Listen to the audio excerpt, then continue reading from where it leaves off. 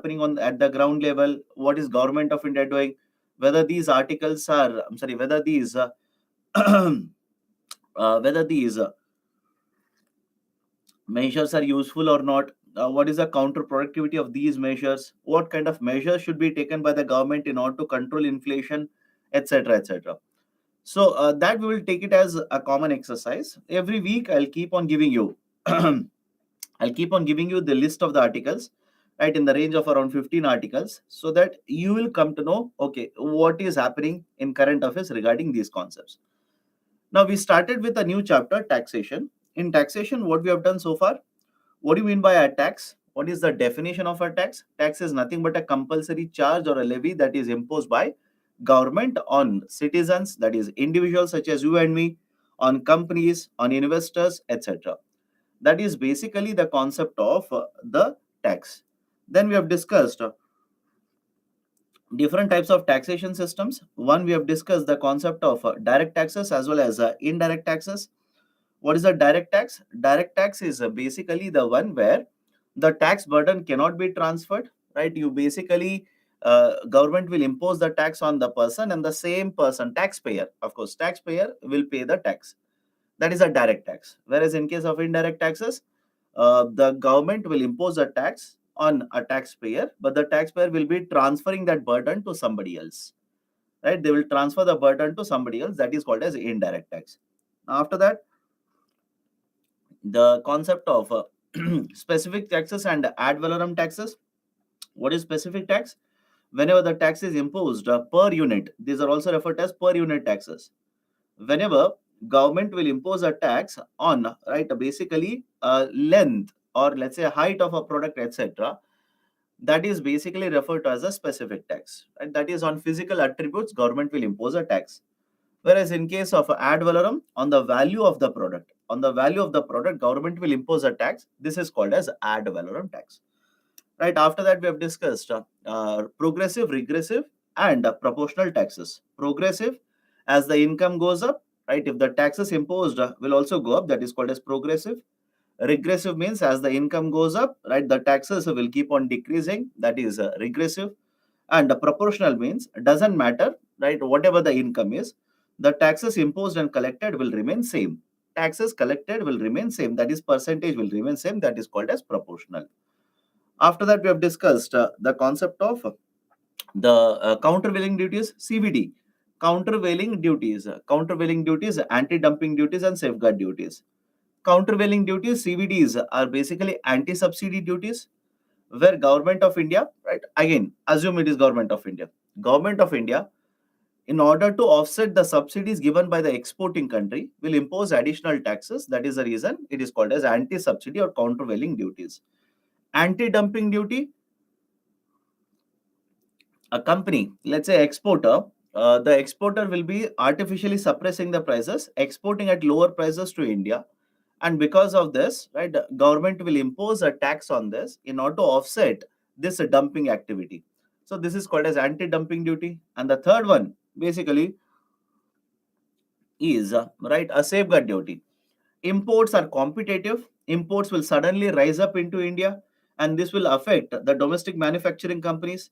In order to protect domestic manufacturing companies or domestic companies generally, government will impose a tax on the imports, which is called as safeguard duty. So these are the three types. Now let me start with certain important direct taxes. Certain important direct taxes, then we'll shift to indirect taxes. Now, first type of the direct tax I want to discuss is the concept of income tax. The first type I want to discuss is the concept of income tax, right? So this number one and number two is basically the concept of income tax here, right? As well as three. Now, what is this income tax? Simple. A taxpayer, understand this point very carefully. A taxpayer, the taxpayer could be an individual, right? The taxpayer can be an individual, and the taxpayer can be even a company. And there are many other taxpayers, don't worry. For GS paper 3, just keep it very simple. An individual or a company which earns a certain amount of income, on this income, government will impose a tax and collect a tax which is referred to as income tax. Any problem with the first point? I'll repeat the statement here. There are different types of taxpayers.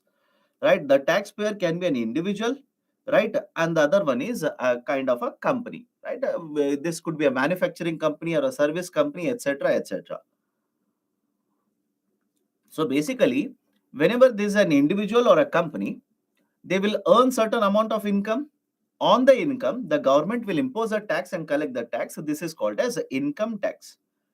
Now, these income taxes in India, whenever government wants to implement, collect income taxes, the powers are given to the government of India under the Act of 1961.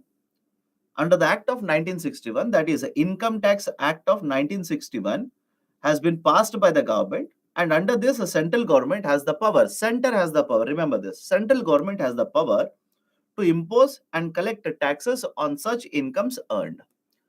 Now, over a period of time, all of you will agree now, Income Tax Act was passed in 1961. So there is a need to basically review this Income Tax Act. So over a period of time, Government of India has made lot of amendments, changes to Income Tax Act of 1961. But earlier government, when Mr. Manmohan Singh was the Prime Minister, the Government of India thought that we should restructure the direct taxes in India. We should restructure the direct taxes in India as well as indirect taxes in India. Simple. We should restructure the direct taxes as well as indirect taxes. And that is a precise reason the earlier government proposed a bill for this called as a direct taxes code. They proposed something called as a direct taxes code. DTC in short, direct taxes code. And in case of indirect taxes, they proposed goods and services tax. Now, GST was passed, the bill was passed by the government. Now, this is under implementation. Whereas direct taxes code has not been passed, the new government, because 2014 elections were conducted, a new government was formed, and the new government is of the opinion that we don't require a complete comprehensive restructure of direct taxes. We will make adjustment wherever it is required. And that is the reason we have not implemented direct taxes code, right, which was a restructuring of direct taxes in India. But on the other side, the restructuring exercise for indirect taxes has been completed. It is being implemented in case of India. Now, within the Income Tax Act of 1961, individual income taxpayers are also covered. Corporate taxpayers also are covered. That is, please understand, individuals such as you and me, we will earn income. We will earn income, that is nothing but salary. We will earn income, that is nothing but salary. On this income or salary, government will impose a tax and collect individual income taxes. What about the companies? For companies, right, the companies will earn profits. Any problem here? What about the companies, right? For companies, companies earn profit. On these profits, government will collect taxes, which is called as corporate taxes. This is referred to as corporate taxes. Done? So these are certain important points regarding the concept of direct taxes. Now, whenever you talk about individual income tax or corporate taxes, please understand how generally how the calculation is done. Now, imagine, right, understand this concept carefully. UPSC is not going to ask you this, but understand the logic. Imagine you are a person, you are a salaried person, and annually you are earning 10 lakh rupees. Annually, you are earning 10 lakh rupees. First and foremost, please understand this point. If your salary is 10 lakh rupees, government doesn't impose, I repeat, if your salary is gross salary is 10 lakh rupees, government doesn't impose the income taxes on all of these 10 lakh rupees. Is the statement okay? Anybody has a problem with this? I'll repeat the statement. If you are earning, right, if your gross salary is 10 lakh rupees, government doesn't impose taxes on full 10 lakh rupees. Why? Part of this 10 lakh rupees, you might take it, that is the receive salary, you will take it and you will invest in, right, various instruments in the market. Correct?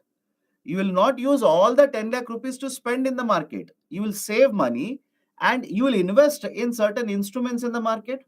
For example, what if you make an investment in an instrument called as Public Provident Fund?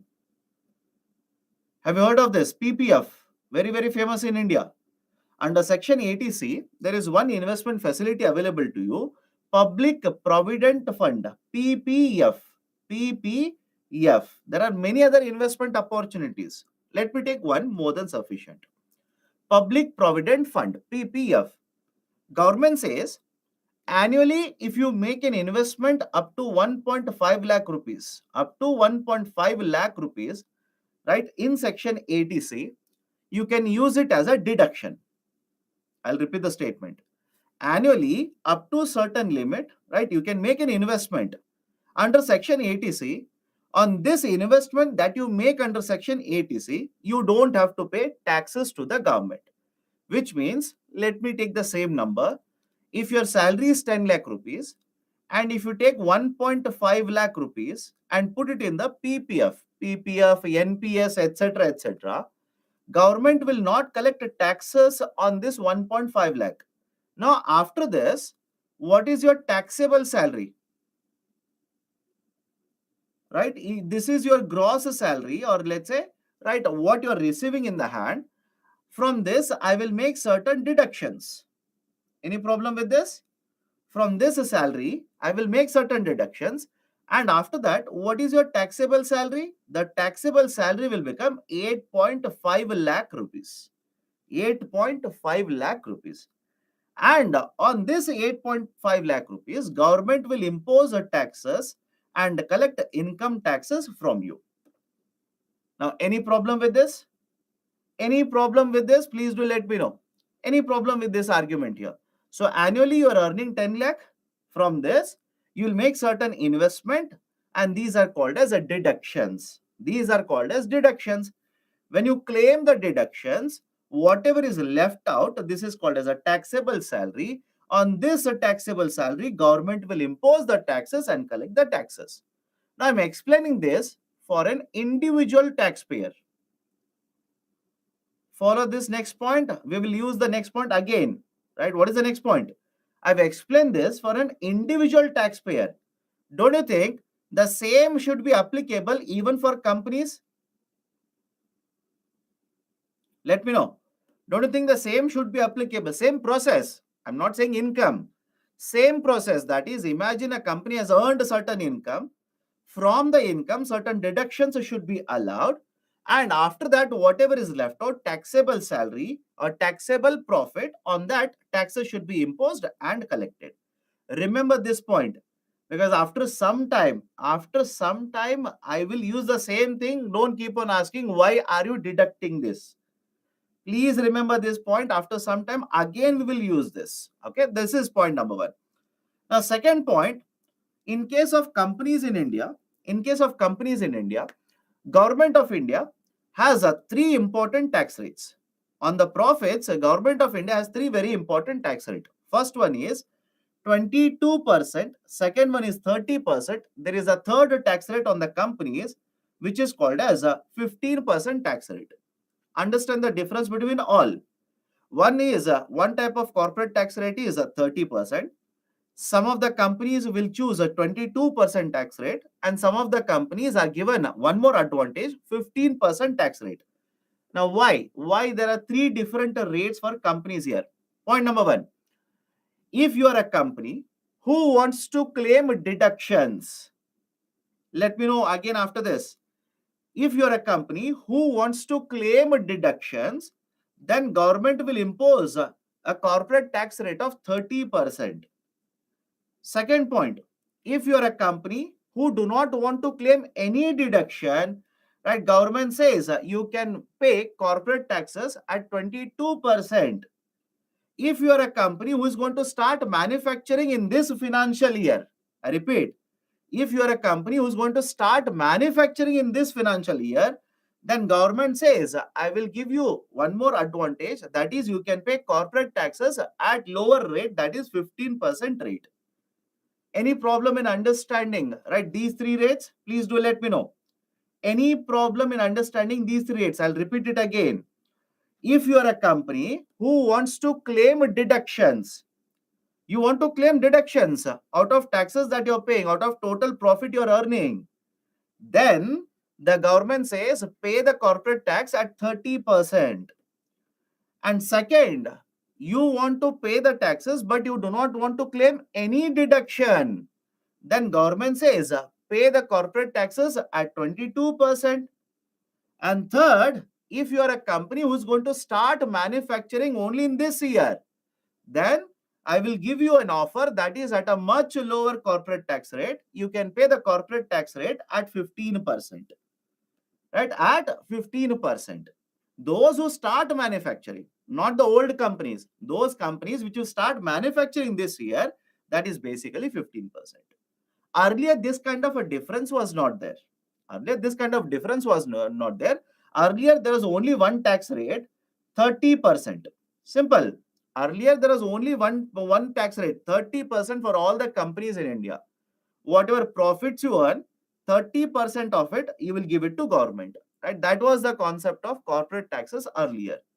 Now, why did Government of India introduce one more rate, 22%?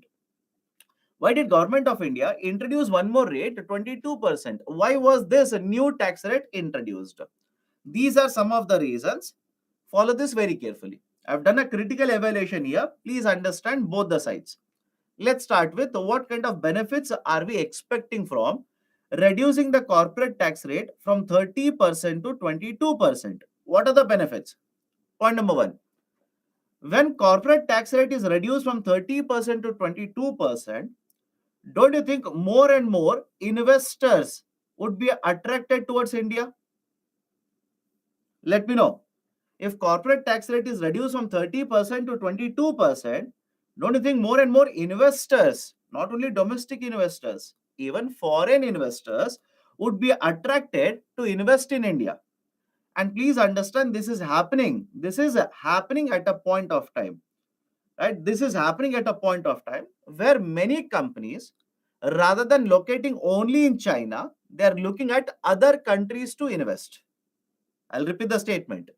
This is happening at a point of time where many companies which were earlier present in China, they want to locate their manufacturing base out of China in many other countries. That is basically one advantage, one benefit that we are looking at. Now, some of you are saying over 250 crore tax rate is 30%. Earlier it was there, my dear. Earlier it was there, right? In fact, it was 250 crores. It was increased to 400 crore. But today we do not have that kind of a distinction. Please check the source. Please check the source. Earlier that kind of distinction was there. Now we are basically saying 30%. If you want to claim deduction, no deduction, 22%, right, etc. This kind of a taxation structure has been introduced. Now, let me go to the next point here. Let me go to the next point. Second important point, or second very important advantage that we are looking at is this announcement was done by the government back in 2019 and 2020. Okay, this announcement was done by the government back in 19 and 20. Now, at that point of time, there was a slowdown in the economy. After that, there was a recession. Correct or not? Please do let me know. Back in 2019 and 20, there was a slowdown experienced by the economy. And then the pandemic hit us. We experienced a recession in the year 20 and 21. So there was a slowdown in the economy. Now, please tell me, if more and more investment will start flowing in the economy, can you expect, right, a virtuous cycle to be created in the economy? Let me know. If more and more investments will start happening in the economy, can you expect a virtuous cycle to get created in the economy? That was one of the expectation. Investments will start taking place. This will lead to virtuous cycle. That will lead to higher demand for goods and services, supply of goods and services, employment will be created, etc., etc. Right? This has been a long-standing demand of corporate sector in India. The corporate sector, that is private sector, has been asking the government of India to reduce the taxes for a very long duration now. Why? Why corporate sector has been demanding a reduction in the taxes? Earlier, right, the former prime minister, the earlier prime minister, sorry, president, not prime minister, president of USA. All of you heard of Mr. Donald Trump? Let me know. All of you have heard of Donald Trump, right? You don't have to read. Have you heard or not? Mr. Donald Trump. When Mr. Donald Trump was the president of USA, The government of USA reduced the corporate taxes from 35% to 21%. Simple. They reduced the corporate taxes from 35% to 21%. Now, look at this. USA plus many other countries are reducing corporate taxes. India has kept it constant at 30% tax rate. Don't you think even the companies in India will start asking government of India, if other countries are reducing, why not government of India? Even government of India should start reducing the corporate taxes so that, right, the economy will become competitive, right? More and more investment will start flowing towards Indian economy. So this was a long-standing demand. This was demanded by a lot of these Indian private sector companies. Okay, that is one more advantage or benefit. And the next advantage is there is a concept called as ease of doing business. There is a concept called as ease of doing business. Now, what is the meaning of ease of doing business? I'll give you the statement. Please remember this. Every time I keep on saying this will promote ease of doing business, apply the same logic there. Ease of doing business refers to any policy or any measure of government, central government or state government, that will promote business activities in India. Simple, right? The ease of doing business refers to any policy or any measure of the government, either the central government or the state government, that will promote conducting businesses in India, that will make it easier to conduct businesses in India. Now, let me give a very simple example. Please tell me whether this will promote ease of doing business or not. Imagine you want to start a manufacturing facility in India, right? Example one. Imagine you want to start a manufacturing facility in India, and for that you require 10 licenses. For that you require 10 licenses. Now, under example one, what if I say you will have to go to 10 ministries, individually you will have to go to 10 ministries, apply for 10 licenses and get all of them individually from the 10 ministries. Whereas in the second example, I will say there is only one authority which has been established by the government. There is only one authority. You need to go to this authority, apply for all the 10 licenses from this authority. This is generally called as single window clearance. Have you heard of this? This is generally referred to as single window clearance. Right? What do you mean by single window clearance? Whatever approvals you require, whatever licenses you require, you don't have to go to multiple authorities to get these licenses. Only one authority will issue all of these licenses. Now, please tell me, if I move from the example 1 to example 2, can I say this is going to promote ease of doing business? Let me know. If I move from example 1 to example 2, can I say this is going to promote ease of doing business? Right? Can I give you one more example here? Have you heard of GST? Today we will discuss GST, by the way. Have you heard of GST? Goods and Services Tax. Don't worry about the long form. It is there at multiple places in the respective slides. We say that even the GST will promote ease of doing business. How? Let me give a very simple example here. Imagine you are a manufacturer of this bottle. You want to manufacture and you want to sell it in the market. Point number one. Point number two, you will manufacture and sell in multiple states. This is important. You will manufacture and sell in multiple states. Now, what was the problem here? Earlier, please understand. Earlier, what used to happen is the central government would have one indirect tax.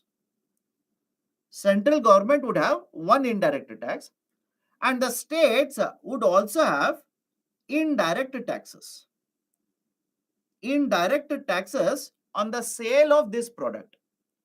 But the difficulty will start increasing because whatever is the indirect tax imposed by Punjab government, whatever is the indirect tax which is imposed by the Punjab government on this bottle will not be the same as indirect tax imposed by, let's say, right, Assam government, will not be the same compared to West Bengal government, will not be the same compared to Tamil Nadu government, will not be the same compared to Karnataka government. Now, what is happening here? Can I use one statement? There were multiple indirect taxes. Is the statement okay with all of you? There were multiple indirect taxes. Now, rather than having this situation where there were multiple indirect taxes, we have shifted to a situation under GST where only one tax rate is imposed throughout India. Where only one tax rate, whether you sell this bottle in Karnataka, Tamil Nadu, Andhra Pradesh, Telangana, Bihar, UP, now doesn't matter, only one tax rate is imposed uniformly throughout India. Now, please tell me, is it not promoting ease of doing business? Let me know. Is it not basically ending up promoting ease of doing business? So very often we'll keep on using this, right? That is the concept of ease of doing business. Understand the logic behind it. So even corporate taxes, when these are reduced, it will provide benefit. It will provide benefit to the corporate sector. It will provide benefit to the private sector. So we'll say this is going to promote ease of doing business in India. So these are some of the benefits that the government of India, right, with objective to achieve all of this, has implemented this policy where they have reduced corporate tax rate. Now, second, what are the issues or concerns? What are the issues or concerns?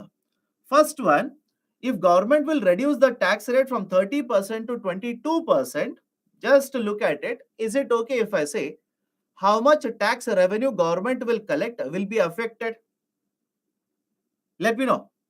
Right, the first statement is, if government will reduce the tax rate from 30% to 22%, don't you think how much tax rate the government will be able to, how much tax revenue the government will be earned, that tax revenue will be affected? That is point number one. Second point is, have a look at this. Your objective is to increase, your objective with this policy is to increase investments in India. But please do let me know now, if you are willing to invest in India, is the corporate tax rate, is it the only factor you will consider to invest in India? Or apart from the tax rate, you will also consider how easy it is to get licenses in India. Point number one, how easy it is to acquire land in India. Are you able to get access to skilled labor or not? Etc. I hope you understand this. So whenever a foreign investor, or even for that matter, domestic investor wants to invest in India, tax rate is one factor that they will consider. But apart from the tax rate, they will also be considered, or they will also consider many other factors such as, can we get licenses easily from the government or it is very difficult to get? Do they have single window clearance, or I am forced to run from one ministry to another ministry? Is it easy to acquire land or it is very difficult to acquire land in India? Now, please remember this point. Acquiring land is very difficult in India. I'll give you examples. Acquiring land is very, very difficult in India. Can I give you simple examples? Have you heard of Silver Line project that was proposed in Kerala?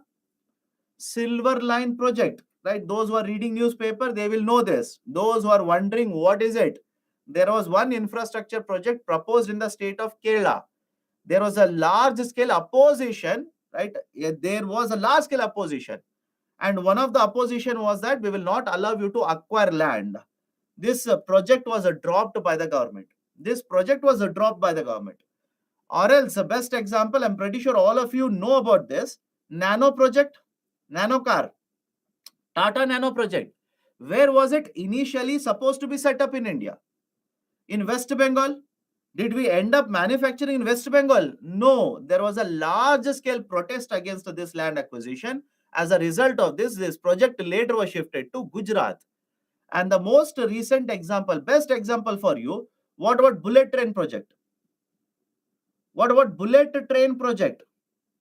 What about bullet train project? Bullet train project was which is being implemented in two states now. That is basically Maharashtra and Gujarat. This bullet train project was supposed to start operating by now. We were supposed to start operating bullet train project now. But if you are reading newspapers, you will come across one article which says land acquisition. Land acquisition is completely yet to be done for this bullet train project.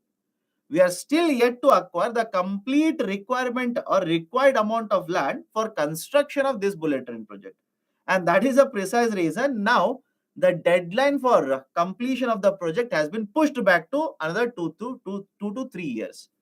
Right? The argument is simple, right? Acquiring land is very, very difficult in India, very difficult and very costly also. So to get licenses, do they have a single window or it is very cumbersome process? Right? What about acquiring land? What about labor availability? So these are all the factors which are considered by foreign companies to invest in India. Now let me prove it to you. Let me prove this to you. How many of you have read the newspaper article in yesterday's Hindu newspaper regarding DLI? Let me check. Let me see how many of you are actually reading newspaper. How many of you have read that article in Hindu newspaper? Yesterday's Hindu. Whatever edition you have read doesn't matter.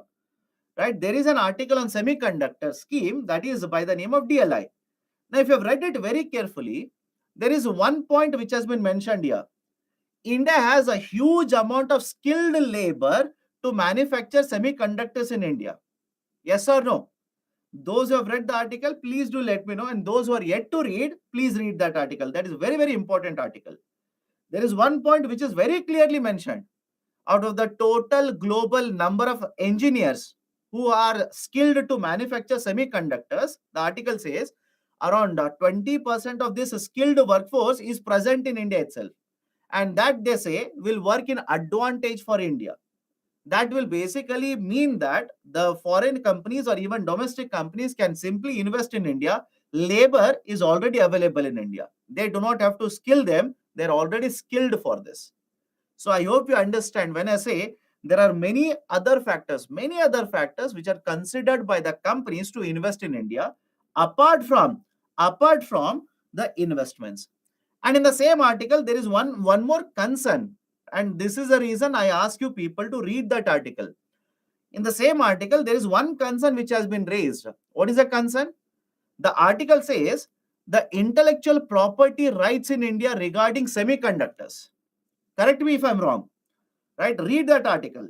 By the way, please read that article. The article says that one of the concern regarding that is whenever you design these semiconductors or fabs, etc., you will get right intellectual property protection. The research and development, investment in research and development in India is very low, and the intellectual property rights that you have regarding these semiconductors is also very, very low in India. That they say is one of the very important concerns. Why? Right? You might see that this sector might not grow at a very faster pace. This sector might not attract a large scale investment. Okay, so again, right, please read it. This is my advice to you. Please read it. Okay, right. So investments depend upon many other factors apart from tax rate, and there are so many other policies. There are so many other policies that might basically hinder investments in India. Now, what do you mean by so many other policies? Imagine you want to manufacture this bottle in India. I'll take a very simple example. Imagine you want to manufacture this bottle in India, but to manufacture this bottle, you require certain import. This import, let's say steel, is not available in India. Hypothetical example I'm saying. It's not available in India, or even if it is available, it is very costly. Now you want to import it. Simply want to import it from rest of the world. Government of India says, if you import it from rest of the world, I will impose higher import taxes. Customs is nothing but import or export taxes. Customs is nothing but taxes which are imposed on either imports or exports. Okay. So government says, if you import it, I will impose a higher tax on this. Now please tell me, if you want to manufacture this bottle, don't you think now you're in trouble? Trouble in the sense, you want steel. If you import a steel, government will impose higher taxes on the steel. But if you want to source it from the domestic market, the quality of the steel could be inferior or the quantity is not sufficient to meet the demand. Now, don't you think these kind of policies might these kind of policies might hinder lot of foreign investments in India? Right? So this is one more concern. So on one side, you want foreign investments to come into India because you have reduced corporate taxes, but there are also many other concerns, right, regarding these kinds of investments that can take place in India. Done. So these are some of the issues. These are some of the benefits. Please go through them again once more carefully. Let me go to the next one here. Concept of capital gains tax. Concept of capital gains tax. Now, what do you mean by capital gains? Let me explain that first. What do you mean by capital gains? Imagine you purchase an asset. Understand the example first here. Imagine you purchase an asset. And when you purchase an asset, the asset can be a movable asset or immobile asset. I'll give you examples here. The asset can be a movable asset or immobile asset. What is a movable asset? Let me give you an example. Let's say painting, gold, etc. Is the logic okay? Painting is movable? Yes or no? Painting is movable asset. And what about immobile asset? Immobile asset, best example is, let's say you purchase a house. You purchase a house or you purchase land, etc. Immobile asset. So you purchase an asset. I'll just take a simple number. Let's say at 1 crore rupees, and you will keep the ownership of the asset for certain time period. And after certain time period, you will sell the asset at, let's say, 2 crore rupees. You will purchase the asset at 1 crore rupees, and after certain time period, you will sell the asset at 2 crore rupees. Now, can I simply say, based on these numbers, can I simply say, by buying at 1 crore and selling at 2 crore, I've made a profit of 1 crore rupees here? Any problem in the calculation? Right? I've made a profit of 1 crore rupee. Now I'm using the term profit, but this is an asset. This is an asset. Asset is generally referred as capital. So Government of India says, this 1 crore, I will not use the term profit. Rather, I will call this as capital gains. I will call this as capital gains. So whenever you purchase an asset at a lower price, sell it at a higher price compared to the earlier price, this is called as, or the difference between them is called as capital gains. Any problem here? Any problem here? This is called as capital gains. And on this capital gains, government will impose a tax and collect a tax. Government will impose a tax on the capital gains and collect the tax. Now, before going forward, it's not that simple to calculate. I hope you understand. It's not like simply like this. They don't calculate it like this. Why? I'll tell you. Please tell me, you purchase a piece of land in 2020 and you will sell the piece of land in 2025. Simple question to all of you. Okay, you purchase a piece of land in 2020 and you sell the land in 2025. Don't you think between 2020 and 2025, inflation will be there in the market? Think of it. Don't you think between 2020 to 2025, there will be inflation in the market? Means, what is the purchasing power of money in 2020 will be different in 2025. So can we simply take this as 1 crore capital gains and impose tax on this 1 crore rupees? Obviously no. Government doesn't do that. Government doesn't do that. Why? The purchasing power of money between these 2 years has changed. Right? That is the reason. I'll introduce one more term here. Whatever is the price that you have paid, they'll say, we will provide you with indexation. Understand my statement here? Whatever prices you have paid, that is 1 crore rupee, I will not simply take it as 1 crore. I will provide you with the benefit of indexation. What do you mean by indexation? Certain indexation will be done using a index provided by the tax authority, from 1 crore, I will index. Index means connect. Simple. Index means connect, link. I will be allowed to change this number from 1 crore rupee to, let's say, 1.2 crore rupee, right? Looking at inflation rate, I'll be allowed to change this 1 crore rupee to, let's say, 1.3 crore rupees based on whatever is the index provided by the authority. So in that case, imagine 1 crore, you will be allowed to change it after indexation to, let's say, 1.2 crore rupee. Now please tell me, right, after indexation, the value becomes 1.2 crore and you have sold at 2 crore rupees. Can I now say capital gains is 0.8 crore rupees? Is the logic okay? Capital gains is 0.8 crore. On 0.8 crore, government will impose the tax and collect the tax. Hence, this is called as capital gains tax. Hence, this is referred to as capital gains tax, CGT. I'll repeat it again. Listen to this, Baba. It's not difficult. You don't listen, that becomes a problem. You purchase an asset, you sell the asset. Is the first point clear? Purchase and sell. The asset could be movable asset or immovable asset. Now imagine you have purchased at price X, you sold it at price Y. You purchased at X, you sold it at Y. If a price Y is greater than price X, it is called as capital gains. Simple. Right? If Y is greater than X, then the difference between this is called as capital gains. And on this capital gains, government will impose a tax and collect the tax, that is called as capital gains tax. But what I'm saying is, from the time period when you purchased to time period when you sold, there will be inflation in the market. You might have paid 1 crore rupee back in 2020. But don't you think that 1 crore rupee, purchasing power of 1 crore rupee today will be different because of inflation? That is, if you purchase a basket of goods and services worth 1 crore rupee back in 2020, to purchase the same basket today, you might have to pay 1.2 crore rupees. Right? You might have to pay 1.3 crore rupees.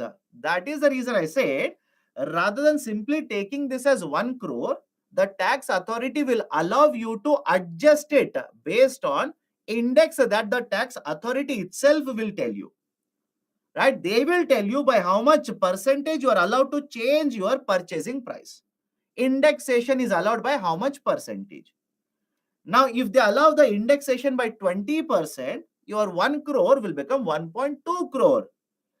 Right? You have sold it at 2 crore rupee. After indexation, it is 1.2 crore. The difference between that will be 0.8 crore. On this, they will impose the tax and collect the tax. That is basically capital gains tax. That is basically capital gains tax. Okay. Now, there are two types. There are two types within the capital gains tax. One is called as a long-term capital gains tax, and second one is called as a short-term capital gains tax. Now, I'll give you one example. Listen to this very carefully. Listen first. You purchase the asset in 2020. You sell the asset in 2023. Don't worry about the dates. Don't worry about the dates. Please answer to a simple question here. For how many years you had the ownership of the asset? You purchased the asset in 2020, sold the asset in 2023. How many years you had ownership of the asset? 3 years. Right? I'll give you one more example. You purchased the asset in 2020, sold the asset in 2021. For how many years you had the ownership of the asset? 1 year. You purchase in 2020, sell it in 2022. What is the number of years you had the ownership? 2 years. 2 years. Now, they will use a technical term. They will use a technical term. For the number of years for which you had the ownership of the asset, they will call this as holding period. Understand my statement here? I'll repeat it. For the number of years for which you had the ownership of the asset, they will refer to this as holding period. Now, is the logic okay? Example 1, holding period was 3 years. Example 2, holding period is 1 year. And example 3, holding period is 2 years. For how many years you had the ownership? That is called as holding period. Now, why this is important? Understand this carefully. When we introduced capital gains tax back in 1990s, when we introduced the concept for the first time, we took a uniform holding period of 3 years. We simply took a uniform holding period of 3 years for all the assets which were covered under CGT. That is simple idea. Understand this carefully. If the holding period is more than 3 years, then the tax imposed will be long-term capital gains tax. I'll repeat the statement. If the holding period was more than 3 years, then we impose the tax by the name of long-term capital gains tax. And if the holding period was less than 3 years, then the government would impose a tax which is called as a short-term capital gains tax. This was a uniform rate or uniform way to distinguish between what is long term, what is a short term, when we introduced capital gains tax in the beginning. But over a period of time, what has happened is Government of India has made certain exemptions. That is, rather than keeping every asset holding period for 3 years, now for some of the asset holding period has been made 2 years. For some of the assets, a holding period has been made 2 years. For example, land holding period has been made 2 years now. For some of the asset, holding period is now 1 year. For example, shares. If you purchase a share in the market, sell it before 1 year, you will be imposed with short-term capital gains tax. If you purchase a share, sell it after 1 year, then you will be imposed with long-term capital gains tax. So understand the logic behind it. For some assets, holding period is 3 years. For some, it is 2 years. For some, it is 1 year. Don't you think the system is too much complicated now? Think of it. Don't you think the system has become too much complicated? There are so many complexities that has been introduced because of the change in the holding period for many of these instruments, many of these assets over a period of time. And that is the precise reason now there is a demand from various experts in the market that Government of India should restructure capital gains tax in India. Remember this. Government of India should look into restructuring, make it much more simple. Restructure the whole capital gains tax, right, into a simplified way. And that is basically the current affairs regarding the idea of a capital gains tax. Any difficulty? Can we go forward? Right? Any difficulty? Can we go forward? Question is, how can we identify on which it is 2 or 3? Government of India will tell you. Next step, when the budget is announced, government will give you details, which asset, right? What is the holding period, right? What should be the holding period? How much is the capital gains tax? Everything is given by government. You don't worry. And there is a very interesting question. Sir, what if I purchase the asset at 1 crore and sell it at less than 1 crore? Please, you only tell me, my dear. Right? Others also can pitch in. You purchase the asset at 1 crore, sell it at, let's say, 0.5 crore. Will you have capital gains there? Let me know. Will you have capital gains? No capital gains. So when there is no capital gains, how can we implement capital gains tax? It's a capital loss. I understand. Okay. So this is basically discussion regarding capital gains. Now let me come to the next one. Important concept, tax avoidance. We'll discuss a lot of current affairs here. Please focus on the discussion. The concept of tax avoidance. Now very often you'll come across the term tax avoidance. I'll give you two terms here. One is tax avoidance and the other one is tax evasion. One is a tax avoidance, other one is a tax evasion.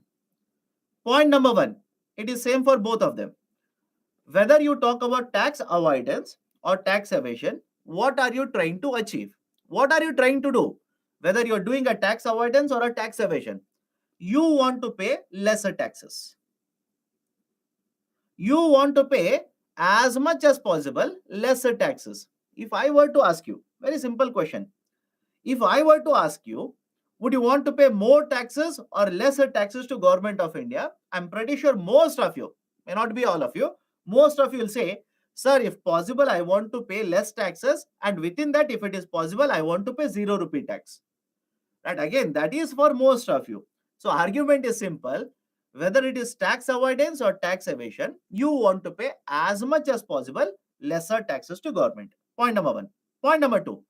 Tax avoidance is not illegal. It is not illegal, right? Which means, right, this is not preferred. Tax avoidance is not preferred. But is it illegal? No, this is not illegal. Whereas tax evasion is purely illegal. I'll give you examples. Just give me a minute. Tax evasion is purely illegal, right? This is unethical. This is also unethical. This is also unethical. Now, let me give a very simple example. So what is the tax avoidance? I'll give you multiple examples, but tax evasion, let me give you one example. Imagine I'm a businessman. Okay, I'm involved in real estate business.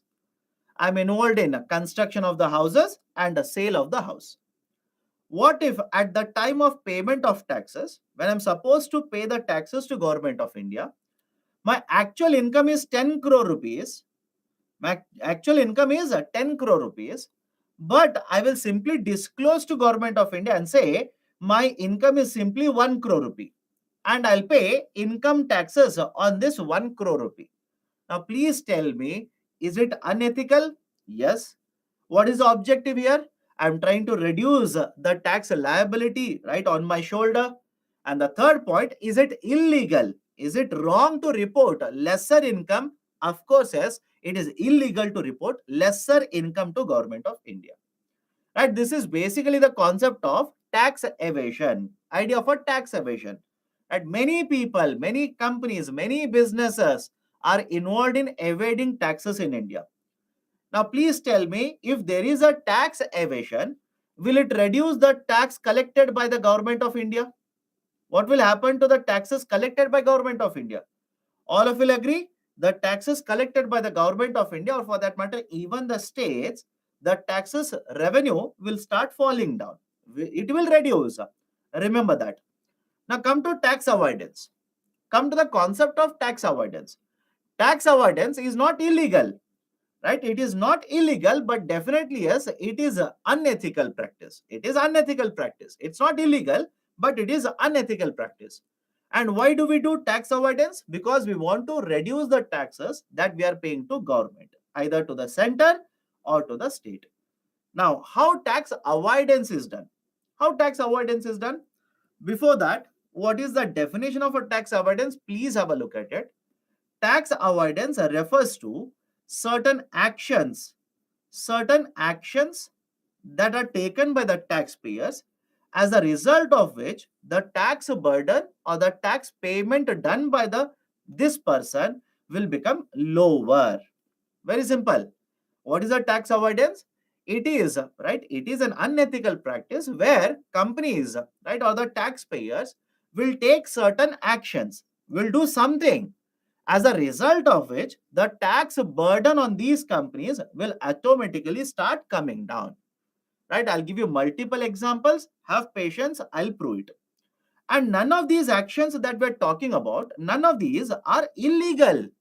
None of these are illegal. These are legal, but these are unethical practices.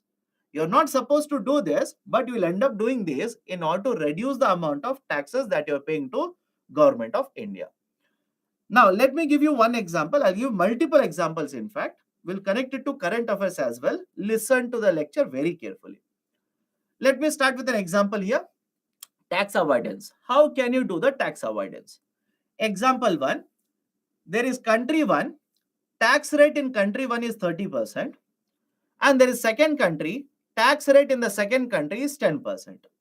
Now, before I go forward, let me ask you a very simple question. If you are a manufacturer of this bottle and you are earning profit, where do you want to pay the taxes on these profits? You want to pay the taxes in country 1 or country 2? Let me know. You want to pay the taxes on the profits of this bottle on country 1 or country 2? All of you will agree country 2. Any problem with this? Are Baba, those who are saying country one, why? Why? Please tell me why. Why are you choosing country one? You want to pay higher taxes to the government. Why? And so you will choose a country with a lower tax rate, a country two. But what if you have set up a manufacturing facility in country one itself? So let's say you are the owner of company A, which is which is basically manufacturing this bottle at 1,000 rupee. You will take it across the border, sell it at 5,000 rupees. Now do not complicate everything here. Point number one, do not complicate. Point number two, do not by heart calculations. UPSC will not ask you calculations. Do not by heart calculations. I just want to show you how tax avoidance is done. Now, question number one, please answer this very carefully. Your company is registered in which country? Your company is registered in which country? Your company is registered in the first country. So, Are Baba. Right? Some of you are not even observing. Some of you are not even observing. You are manufacturing in first country, so you will say you are registered in the second country. How? Right? You are manufacturing here in country one, so you are registered in country one. So now is the logic okay if I say the company A will end up paying taxes right on the profits to country one's government? Let me know. You're manufacturing in country one, you're earning profits in country one, you're going to pay taxes on these profits to the government of country one. Second question, if you manufacture it at 1,000, cost price is 1,000, and you sell it at 5,000, don't worry about taxes, don't worry about anything. Focus only on these numbers. If you have a cost price of 1,000, you sell it at 5,000, what is the profit you generated? What is the profit that you generated? Can I say 4,000 rupee? Now you pay 30% tax on 4,000 rupees. How much is the tax that you will end up paying in example 1? How much is the tax? 1,200 rupee. Anybody has a difficulty here? Let me know right now. Anybody has a difficulty here? You manufactured a product at 1,000, sold it at 5,000, and you made a profit of 4,000. On that 30%, 1,200 rupees, you paid the tax to country 1. Let me go to example 2. This is where tax avoidance will be observed. Let me go to example 2.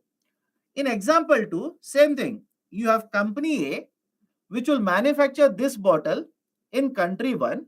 Now, you will set up one more company in the second country. Understand this? Can you see this line? This line is border. Right? This line is border. Okay, so what you have done?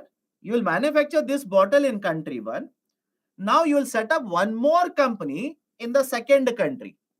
Is it illegal for you to set up a company in the second country? Question number 1. Start answering. Is it illegal for you to set up a company in the second country? No, that is not illegal. Point number 2. Now the company A will manufacture the bottle at 1,000 rupee and will sell the bottle to the company B at 1,200 rupees. Now tell me, is it illegal for one company to sell the bottle to another company? Think of it. Is it illegal? No, that is not illegal. But what happens now? Please understand. Company A will manufacture at 1,000, sell it to company B, which is set up in the second country at 1,200 rupee. Now, company B will sell it at 5,000 rupees in the second country. Question number 2. Question number 2 now. Please, based on the second example, please tell me how much is the profit earned by company A. Let me know now.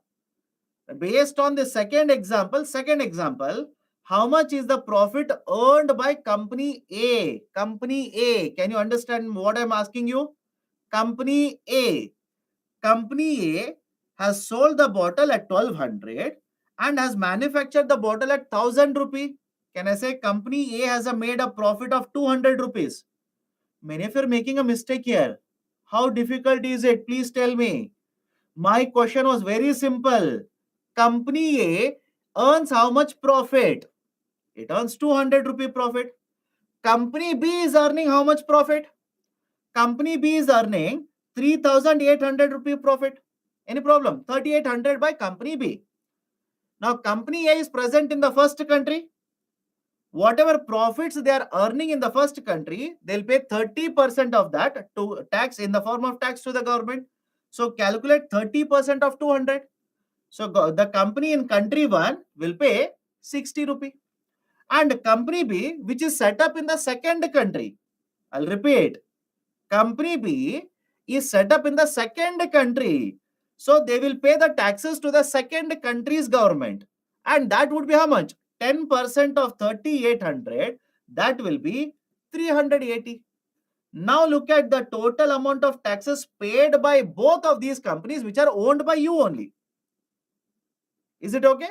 Now look at the total taxes paid by the same, right? A same manufacturing company. Of course, what they have done is they have divided the business into two units now, owned by you only, owned by the same owner. But what has happened to the taxes paid by this company? Right? Earlier, to the country one, they used to pay 1,200 rupee tax. Earlier to the country one, they used to pay 1,200 rupee tax. In the second example, they are paying only 60 rupee tax to the government of country one. And the second country, they are paying 380. As a result of which, total amount of taxes they will end up paying. They'll end up paying is 440 rupees. Please tell me, right? Is it illegal here? Anything that I've told you, is it illegal? Do let me know. Anything about this is illegal? Absolutely no. This is not illegal. But is it unethical? Is it unethical? Of course, yes, this is unethical. And third important question, because of this, what is happening to the tax liability for the owner? Right? Because of this, what is happening to the taxes paid by the owner? Taxes paid by the owner will go down, will keep on going down. Is the logic okay? Can we call this as a tax avoidance? I'll give you more examples later, don't worry. UPSC is not going to ask you these examples. But tell me, now is the logic of tax avoidance okay with all of you? These are referring to various actions which are taken by the companies or the taxpayers, as a result of which the taxes paid will go down. Taxes paid will go down. And none of these actions are illegal. Right? All of these are by book, all of these are legal, but definitely yes, unethical. Okay, this is basically how tax avoidance is done. Now there is a term called as a transfer pricing here. There's a term called as transfer pricing. What do you mean by transfer pricing? Whenever one company will sell anything to another company, simple.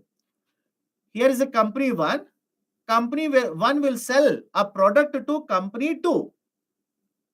Now, company 2 will pay price to this company 1. Correct or not? Simple question, by the way. Nothing complicated here. Company 1 is selling a product to company 2, and company 2 will pay certain amount of money, that is price to company 1. Anybody has a difficulty here? This is basically referred to as a transfer price. This is referred to as a transfer price. A party or a company may transfer goods or services to another party or a company for certain price. That is called as a transfer pricing. Now look at example 2. Look at example 2. Can I say transfer pricing is 1,200 rupee in example 2? Look at it. Please look at example 2. Can I say in example 2, transfer price is 1,200 rupees? Anybody has an issue with that? Company A is selling a product at 1,200 rupees to company B. That's it. That is a transfer price. Now look at the next statement I'll say. Through transfer pricing, companies might be involved in tax avoidance. I'll repeat the statement here. Through transfer pricing, companies might be involved in tax avoidance. Yes or no? Statement is correct or false?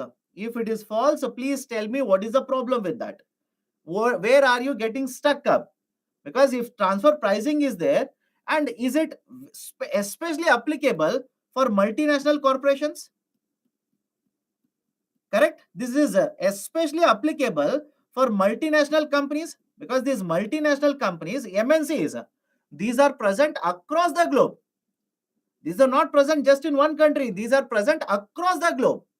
So MNCs, there is a very high danger that these can be involved in a transfer pricing. Using that, they might be involved in the tax avoidance. Okay, can we go forward now? Can we go forward? Right? There are various measures that the government of India has taken. Other countries also as they're taking. I'll tell you what measures. Have patience. Now let me go to the next point. Follow this very carefully. Let me go to the next point. Many of you are asking, sir, if I'm the same owner, if I'm the owner of this company, why am I establishing one more company in the second country? Right? Why am I establishing right, another company in the second country? Reason is simple, my dear. Don't you want to take the advantage of lower tax rate? Let me know. Don't you want to take the advantage of lower tax rate? Now, can I simply say, whenever the tax rates are different between two countries, two economies like this, these kind of tax avoidances will keep on happening. Any problem with this? Whenever the tax rates will keep on differing from one country to another country like this, these companies, these businesses will always try to take advantage of this situation. That is, taxes are different. I want to take the advantage of one of these taxes. Point number 2. Please look at example 1 and example 2. Please look at example 1 and example 2. From example 1 to example 2, can I say that the tax base of country 1 has narrowed down? Let me know. Can I say from example 1 to example 2, please make an observation. Example 1 to example 2, can I say tax base of country 1 has become narrow, has become smaller, and the tax base of country 2 has become wider. And because countries 1 tax base has become narrower or smaller, what will happen to taxes collected by country 1? Taxes collected by country 1 will go down. All of you agree? Taxes collected by country 1 will go down. That is one problem. Second one is, can I also say between example 1 and example 2, some of the profits which were earlier registered in country 1, now they will be registered in country 2. I'll repeat the statement. Some of these taxes which were earlier registered in country 1, now these profits registered means generated. Some of these profits which were earlier generated in country 1, now these will be generated in country 2. Can I call this as profit shifting? Let me know. Can I call this as profit shifting? That is, from country 1, profits are getting shifted to the country 2. Now I'll throw one term at you, very, very famous now. Base erosion and profit shifting. Please look at the term here. The term is very simple now. This should not be very difficult to you to understand. Base erosion and profit shifting. What is happening in country 1? Please tell me. What is happening in country 1? Can I say tax base in country 1 is going down? Correct or not? Please do let me know. And those who are asking what is tax base, right? Earlier class, Friday's class, you are not revising. You are not revising. Very simple argument. You are not revising.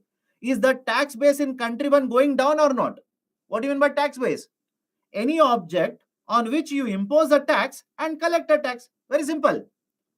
Any object on which you impose a tax and collect a tax, that is called as a tax base.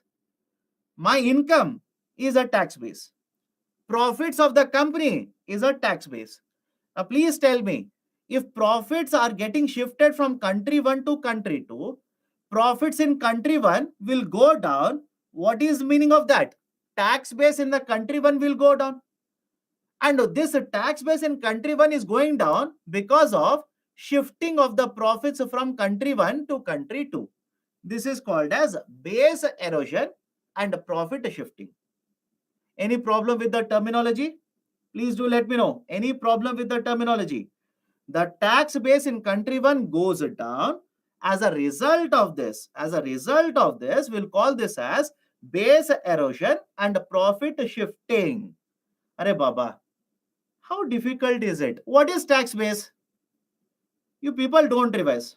I'm very unhappy with this, right? Certain students here. Why? I'll tell you.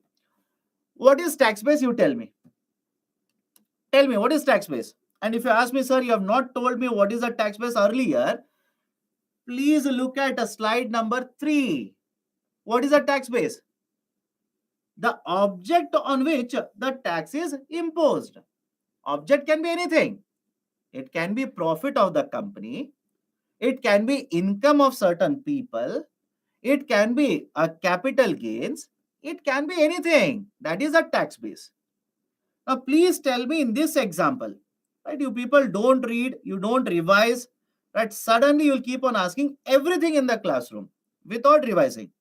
In this example, that is from example 1 to example 2, what is happening to the profits earned in country 1? Let me know. What is happening to the profits which are registered in country 1? Can I say profits registered in country 1? Country 1. Right? You don't even observe now. Country 1. Which side is country 1? Left side. Earlier, how much was the profit registered in country 1? Earlier, profits registered in country 1 was 4,000 rupees. Right? In the second example, what has happened? Profits registered in country 2 has fallen down to 200. Now, if the profits will come down, can I say tax base also has come down? At least now it should be okay with you.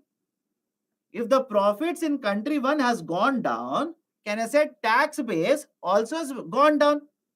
Right? Can I call this as a base erosion? Erosion means what? Reducing. Erosion is nothing but reducing. So can I call this as base erosion now? Of course, yes. But why is there a base erosion in country 1? There is a base erosion because, please again compare country 1 and country 2. Can I say between example 1 and example 2, the profits have been shifted from country 1 to country 2. Observe. Can I say profits, some of the profits have got shifted from country 1 to country 2.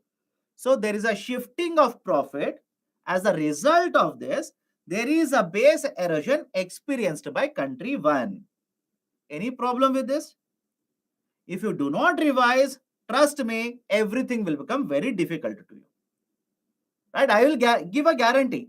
I will give this guarantee to you. If you do not revise, everything will become difficult to you. Right? And again, please understand, let's not go 3 step forward, 2 step backward. 3 step forward, 2 step backward.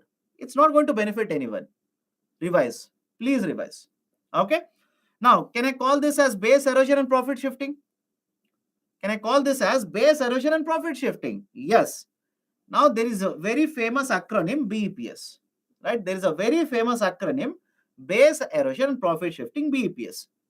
The BEPS refers to multinational enterprises exploiting the gaps as well as mismatches of tax policies between two different countries.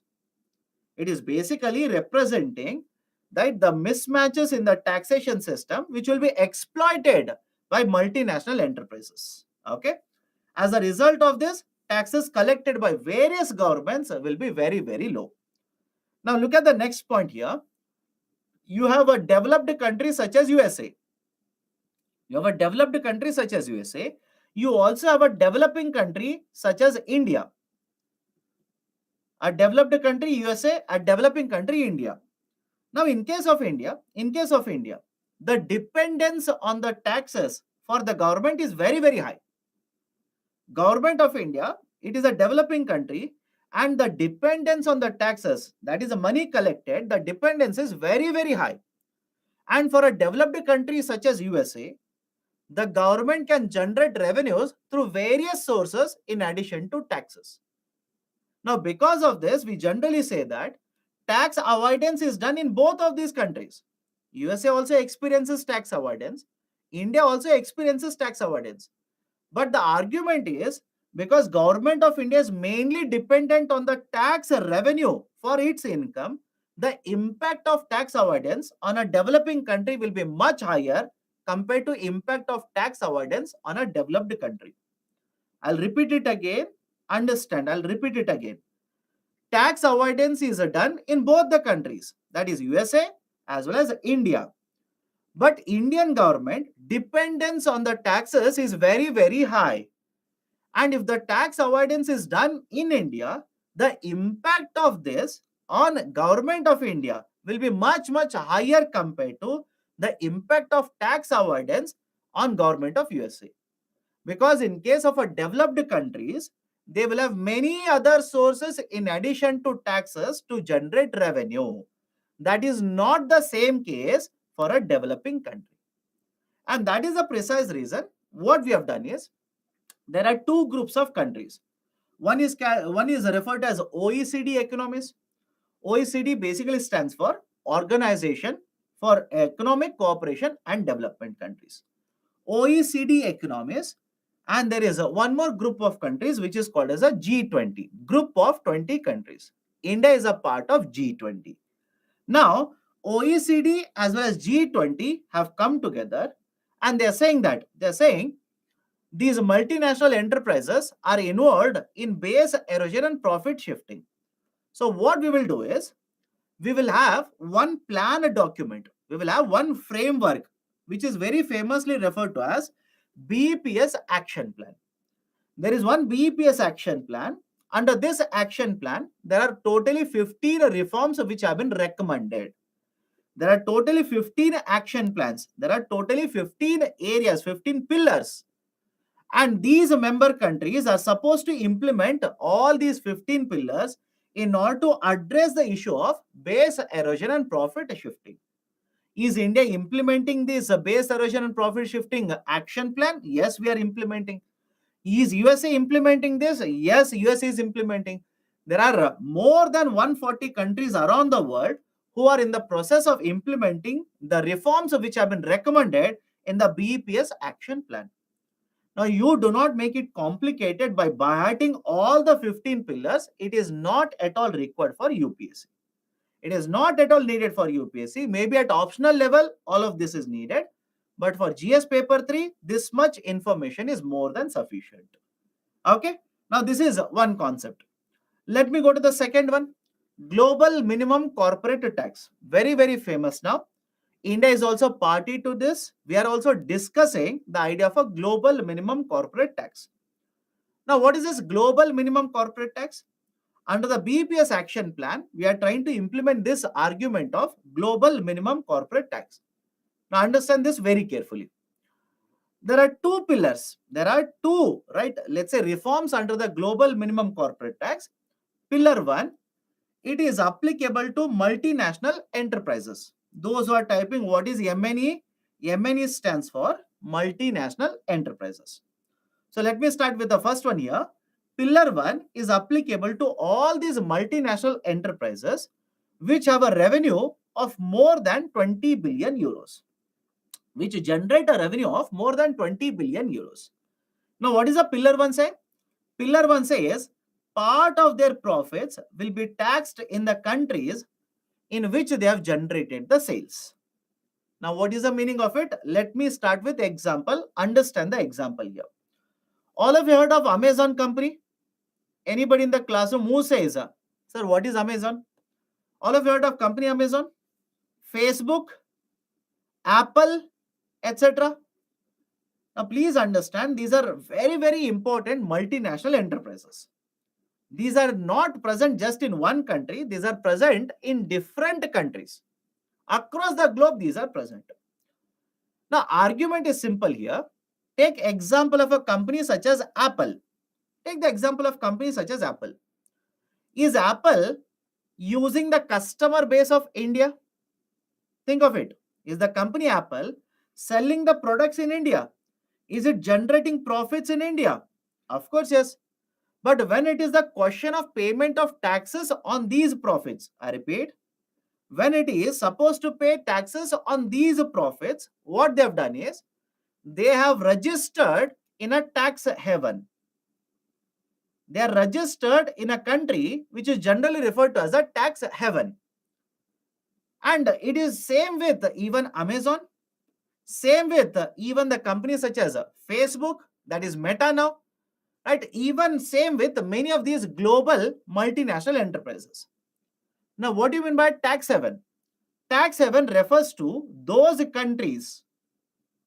Tax haven simply refers to those countries where the tax rates are very low, where the tax rates are very, very low or negligible. Understand this, right? The tax havens refers to those countries where the tax rates are very, very low or negligible.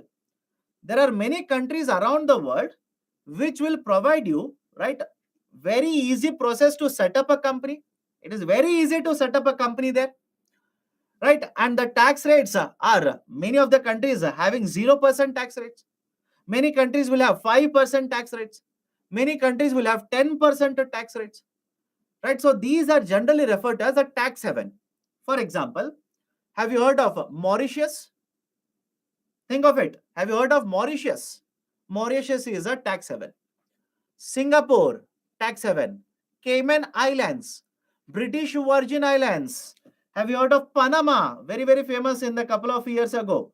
Very, very famous for a couple of years, right? Panama Islands. All these are tax havens. All these are tax havens where it is very easy for you to set up a company. Tax rates are very, very low. Sometimes negligible, sometimes 0%. Now, if you're a company, don't you want to pay taxes in such economies where it is 2%, where it is 7%, compared to where it is 21%, where it is 32%, where it is 22%? So that is the reason what these companies do is, and these are very famous. These are famous for doing this only, right? Google, that is Alphabet company. Facebook, that is Meta company. Amazon, Apple, all these global companies, what they do is they will set up their offices, right? They will set up one office in the tax haven and they'll say all the profits generated will be, right, recorded by this office that we have set up in the tax haven. That is our office. That is our main office. And in this tax haven, if the tax rate is 2%, they will end up paying a negligible amount of taxes to the tax haven economies. Any problem here? Let me know. Any problem in understanding this? Right? What is the advantage for these countries? My dear, many of the times these countries will impose certain charges. Many of the times these countries impose conditions such as you will have to generate, let's say, right, 200,000 jobs in our country. You'll have to invest, right, at least $1 million in our country. So these kind of restrictions are imposed by these tax havens. So by imposing these restrictions in terms of minimum investment, minimum number of jobs generated, don't you think even this tax haven country is getting the advantage of it? Think of it. By imposing minimum charges on, let's say, $100 billion, right? By imposing minimum charges on $100 billion, don't you think they will make huge amount of earnings? That is the advantage for tax havens. But the problem for countries such as, let's say, India or for USA, don't you think this will be the problem? That is, the companies are using customers for India. From India, they are using customers. They are selling the products, right, to us, but they are not paying the taxes to us. Why should we allow them to continue to operate in India? Why should the government of USA allow it to continue to operate in USA? They'll not be happy with that. That is the reason. Look at the pillar 1 now. Please look at pillar 1. Pillar 1 says part of the profits. Imagine you are generating profits in India. Part of these profits will be taxed in India only. Any problem in understanding pillar 1? Please do let me know. Can I go forward here? Can I go forward here? Now again, my dear, why are you complicating it? Did I say taxes when product is imported, taxes will be, right, imposed, right? The transportation cost is also there. All of that is considered, but why do you want to complicate it? You want me to calculate step by step. Transportation cost, add this much. Product is imported, add this much. Why? Why do you want to complicate it? Understand the concept. And by the way, did I ask you to buy at any of these calculations? Let me know. Did I ask you to buy at any of these calculations? I said, don't buy hard them. UPSC will never ask you these calculations. Okay? Come to pillar 2. That's the reason, understand the concept, not the calculation. Calculation, waste of your time. Let me go to pillar 2 here. In case of pillar 2, one of the reason why base erosion profit shifting happens. I repeat, one of the reason why base erosion and profit shifting happens is that tax rates are different in different countries. Right? I hope you understand. The tax rates are different in different countries. If you remember the earlier example, in one country the tax rate was 30%, in another country the tax rate was 10%. Now companies, multinational enterprises automatically will start moving their products towards the country where the tax rates are very low. That is the reason there is a second pillar. Under the second pillar, the multinational enterprises will be subjected to a minimum 15% corporate tax rate. A minimum 15% corporate tax rate. Now, how this will work out? Let me explain this. Follow the process carefully. Understand the process. The minimum tax rate will be 15%. Meaning what? Let's imagine there is one company in India. The company originated in India. I will call this as a source country or origin country. Okay. So the company originated in India, it's an Indian company. But for the purposes of payment of taxes, this company is registered, let's say, in Panama Islands or Mauritius for that matter. Don't worry. Right. So the company is an Indian company, but for the purposes of payment of taxes, they're registered in Mauritius or in Panama, where, let's say, hypothetical number, the tax rate is 4%. Where on the profits that they've generated, they will have to pay 4% taxes. Now, let's say hypothetically, this company has generated a profit of 100 crore rupees. Hypothetically, let's say this company has generated a profit of 100 crore rupees. Now, can I simply say that to the government of Panama or to the Mauritius government, the company will pay 4 crore rupees in the form of taxes? Any problem with the calculation? Step 1, the company will pay 4 crore rupees to this government. But now under pillar 2, we are saying minimum tax rate has to be 15%. Minimum it should be 15%. Now how are we going to enforce 15%? Because in Panama it is only 4%.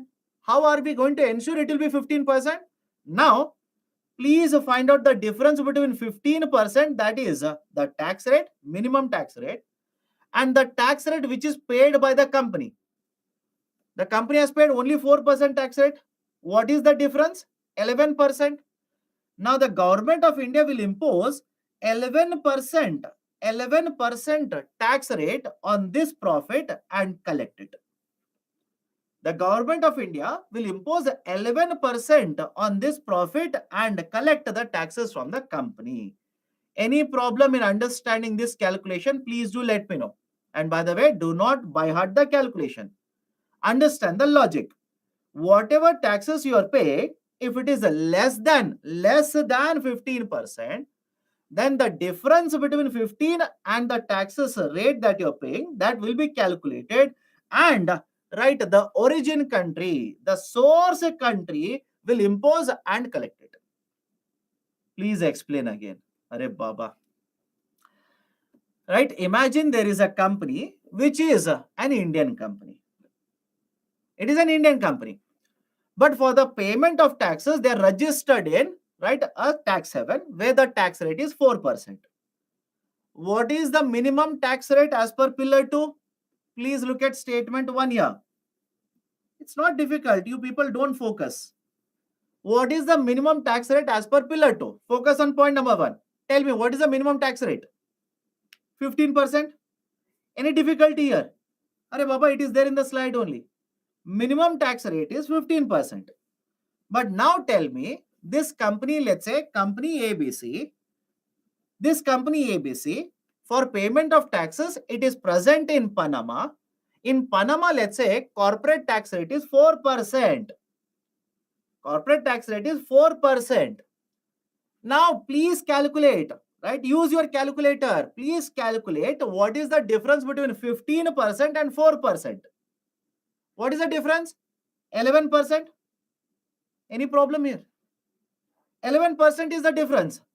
And this company is an Indian company.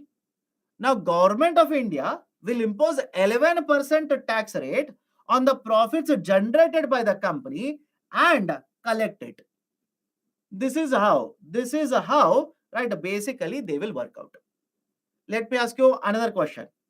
I will ask your CSAT now. I'll test your CSAT. Imagine there is company XYZ. It has generated a profit of 700 crore rupees and it is paying a tax of, right, let's say it is paying a tax of 3% for country A. Now, please tell me how much will be the additional tax imposed by Government of India in terms of numbers, in terms of rupees. Calculate and tell me. Right? How much will be the amount of money that will be imposed and collected by Government of India? Don't tell me percentage, tell me numbers. Tell me rupees. Right? All of you will agree it will be 12% of 700 rupees. I'm sorry, 700 crore rupees. 12% of 700 crore. That will be how much? 84 crore rupee. This will be how new minimum tax rate of 15% will be imposed. Now, if this is done, you will understand what is the advantage with this. If this is done, please tell me, if you are owner of the company, will you not prefer having a company within India, registering in India, paying taxes in India, rather than paying taxes somewhere else? Think of it. If this kind of a taxation policy is implemented across the globe, right, don't you think the idea of taking an advantage, setting up your company in some other country for the purpose of payment of taxes, that will be addressed? Now, these companies will start moving towards, right, their respective home countries. That is the logic here. That is the logic. Right, so this is basically the concept of pillar 2. Pillar 1, wherever you're generating revenue, part of the profit will be given to that country. Second one, right, overall tax rate on the profit incurred by the company should be minimum 15%. This is a pillar 1 and pillar 2. Is India implementing these policies? Not yet. Please understand, this is just a proposal. We, as of now, do not know how it is going to work out. How much will be given to country 1, how much will be given to country 2. We do not have any clarity regarding this. It is just being discussed. India is one of them. Right? This is basically, right, the global minimum corporate tax, GMCT. Any problem here? Right? Any problem? Sir, if source country is India, how can the company get registered in Panama? It should be registered in India by default, my dear. It is allowed. Right? Can you understand what I'm saying? It is allowed. For example, right, the 4 biggest multinational enterprises, Google, right, that is Alphabet company, Meta, Facebook, right, or for that matter, Amazon, or for that matter, Apple. All these are American companies. All of you will agree. All these are American companies. But do you think they're paying the taxes on their profits in America? Let me know. Do you think they're paying the taxes on their profits in America? If you say yes, then you're mistaken. You are solely mistaken. If you don't trust me, go to Google and search. Search about Google in Google only. Right? You will realize that for the purposes of payment of taxes, they will have offshore offices. They use the term offshore offices. They will set up offshore offices, right, where they will simply say this offshore office is our main office. And any profit that we are generating across the world, that will be reported in this office. And this is not illegal. Please understand, it is not illegal. Many of you are not believing what I'm saying. It happens. It is not illegal. They will do that. Right? If you don't trust me, right, you can check it later. Where does Google pay their taxes? on the profit. Where does Amazon pay taxes? Where does Shell pay taxes? Check it, you will realize they are paying taxes somewhere else outside USA. Okay, done. Now let me go to the next one. Minimum alternate tax. We can discuss hours and hours together on basically that idea itself, but that is not required. So much of information is not required for UPSC. That is not required. You don't worry. Next one is concept of MAT, minimum alternate tax. Understand this very carefully. Many of you again will try to do a PhD on this. Just understand the basic idea. Point number one. Point number one, any company that is operating in India, will publish a certain documents. One of the document is called as profit and loss account. One of the document is called as profit and loss account, P&L account. Commerce students will be very, very happy now. P&L account. Right? One is called as a profit and loss account. And the second one is basically a balance sheet. Now, what do you mean by a profit and loss account? In case of profit and loss account, the company will provide you information regarding how much is the income or revenue they have generated, right? And how much is the total expenditure they have incurred. Any problem with this? What do you mean by profit and loss account? Right? As per Companies Act and Income Tax Act, they will prepare profit and loss account. In P&L account, right? What they provide with you, right? What they provide to you people is simply how much is the total revenue they have generated and how much is the total expenditure they have incurred. And think of this, please think of it. If the revenue is greater than expenditure, right, basically this is called as book profit. If revenue is greater than expenditure, this is called as a book profit. Now, many of you will start typing, what is book profit? Please understand this. Book profit simply means the profit is generated in the account book. I'll repeat. Profit is generated in the account book. They are yet to receive these profits. They are yet to enjoy these profits because a lot of adjustments will happen from book profits. Is the logic okay? Why this is called as a book profit? They are entering all of this data in a book traditionally. Don't say, sir, we are using computer now. Think of traditional concept, right? 200 years ago, 300 years ago, right? Do you think everything was entered into a laptop? Everything was entered into a Google sheet? No. Earlier, they used to maintain books of accounts for all of this. And that is the reason why this is referred as a book profit. Now, understand the next important point here. From the book profit, now certain deductions will be allowed by Government of India. Any problem with the term deduction here? From the book profit, certain amount of deduction will be allowed by Government of India. And once you claim deduction, whatever was left out was referred to as taxable profit or taxable income. Taxable profit or taxable income. Any difficulty here? Please do let me know. Any difficulty? It's a very simple process. Do not complicate it. It's a simple process. Follow this very carefully. The company will publish one statement which is called as profit and loss account. Right? What do they provide in profit and loss account? They will give you details of how much is their total expenditure, how much is the total revenue they have generated.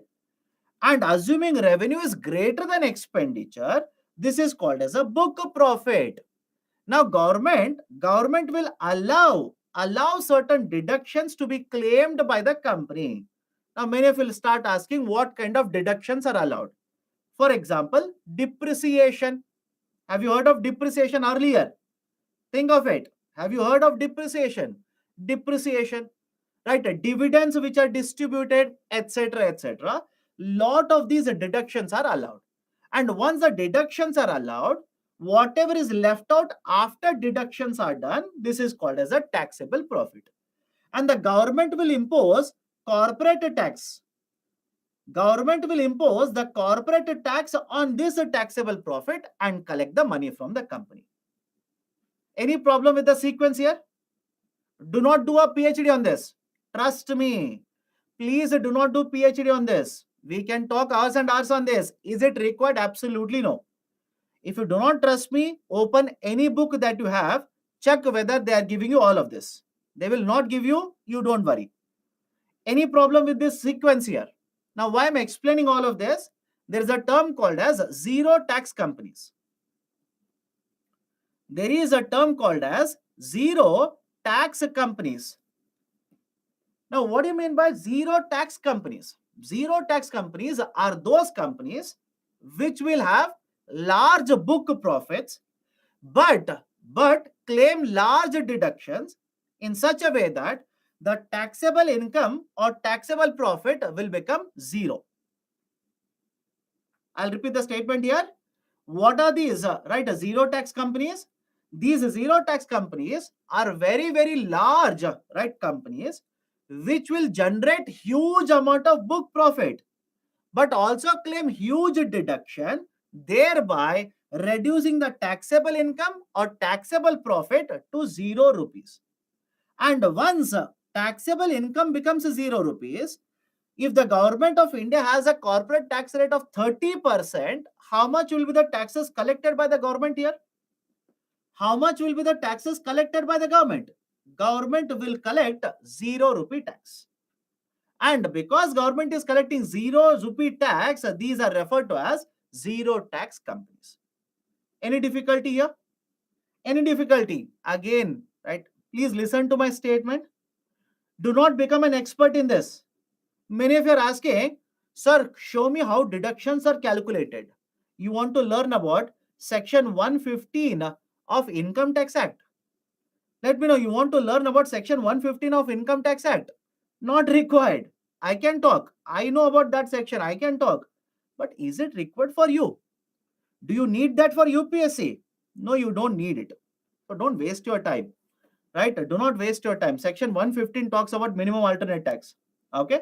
So argument is simple. Generate book profit, claim deductions, and basically ensure that taxable profit becomes 0. And government will collect 0 rupees. Now, if you are the Prime Minister, tell me, will you be happy with such companies? Let me know. Will you be happy with such companies? Arey Baba. Some of the students unnecessary. Tell me, do you remember the concept of dividend? Let me know. Do you remember the concept of dividend? Have I discussed this in the morning batch? That is what I'm trying to ask you. Do you remember the concept of dividend? I'm pretty sure I'll discuss this in the beginning only, in the first week, in every batch. Don't say no. I'm pretty sure I've discussed it. I'm pretty sure. And 99% of the students are saying yes, which means I've discussed. Basically, part of the profits will be taken and given to the owners of the company. Part of the profit will be taken and given to owners of the company. That is called as a dividend. That is called as a dividend. That is called as dividend. Now, please understand, imagine there is a company. Okay, imagine there is a company. It has registered a book profit of, let's say, 100 crore rupees, and they will distribute a dividend to the shareholders. They'll distribute a dividend to the shareholders. Let's say, 80 crore rupees. Which means if you deduct this dividend 80 crore rupees, taxable profit becomes 20 crore rupees. Now look at the irony of the situation. Please look at the irony of the situation. The company has profits, so much profits that they are distributing it to the shareholders. But when it comes to the question of payment of taxes to government, how much taxes will they pay to the government? 30% of 20 crore, that is a taxable income or taxable profit, they will give 6 crore rupees to government of India in the form of taxes. Don't you think government of India will never be happy with such a situation? Think of it. If you're the government of India, will you be happy with this kind of a situation where companies generate lot of book profit, announce a lot of dividends to the shareholders, claim a depreciation, etc. as a deduction, But when it comes to payment of taxes to the government, they will pay negligible taxes or 0 rupee tax. Right? That is the reason these are called as zero tax companies. Now, if you keep on asking what deductions they will claim, no point in discussing that. I will not tell you. I've given you one deduction, more than sufficient. Okay. Now, these companies will end up paying 0 rupee tax to the government. That is the reason government back in 1987 introduced a system by the name of minimum corporate tax. Right? The minimum corporate tax, MCT, minimum corporate tax. Now, how this minimum corporate tax will work out? Let me show another picture to you. Please look at the picture. Please look at the calculation. Revenue of the company is, let's say, 1000 crore. Expenditure incurred by the company is 800 crore. And the book profits generated by the company is 200 crore. Now, right, the government will allow the company to claim reductions and arrive at a taxable income or taxable profit of 0 rupees. But under the MAT system, I repeat, under the MAT system, what government now says is, I will calculate taxes on two different numbers. One, I will calculate a 30% of the taxable profit. I will calculate a 30% of taxable profit.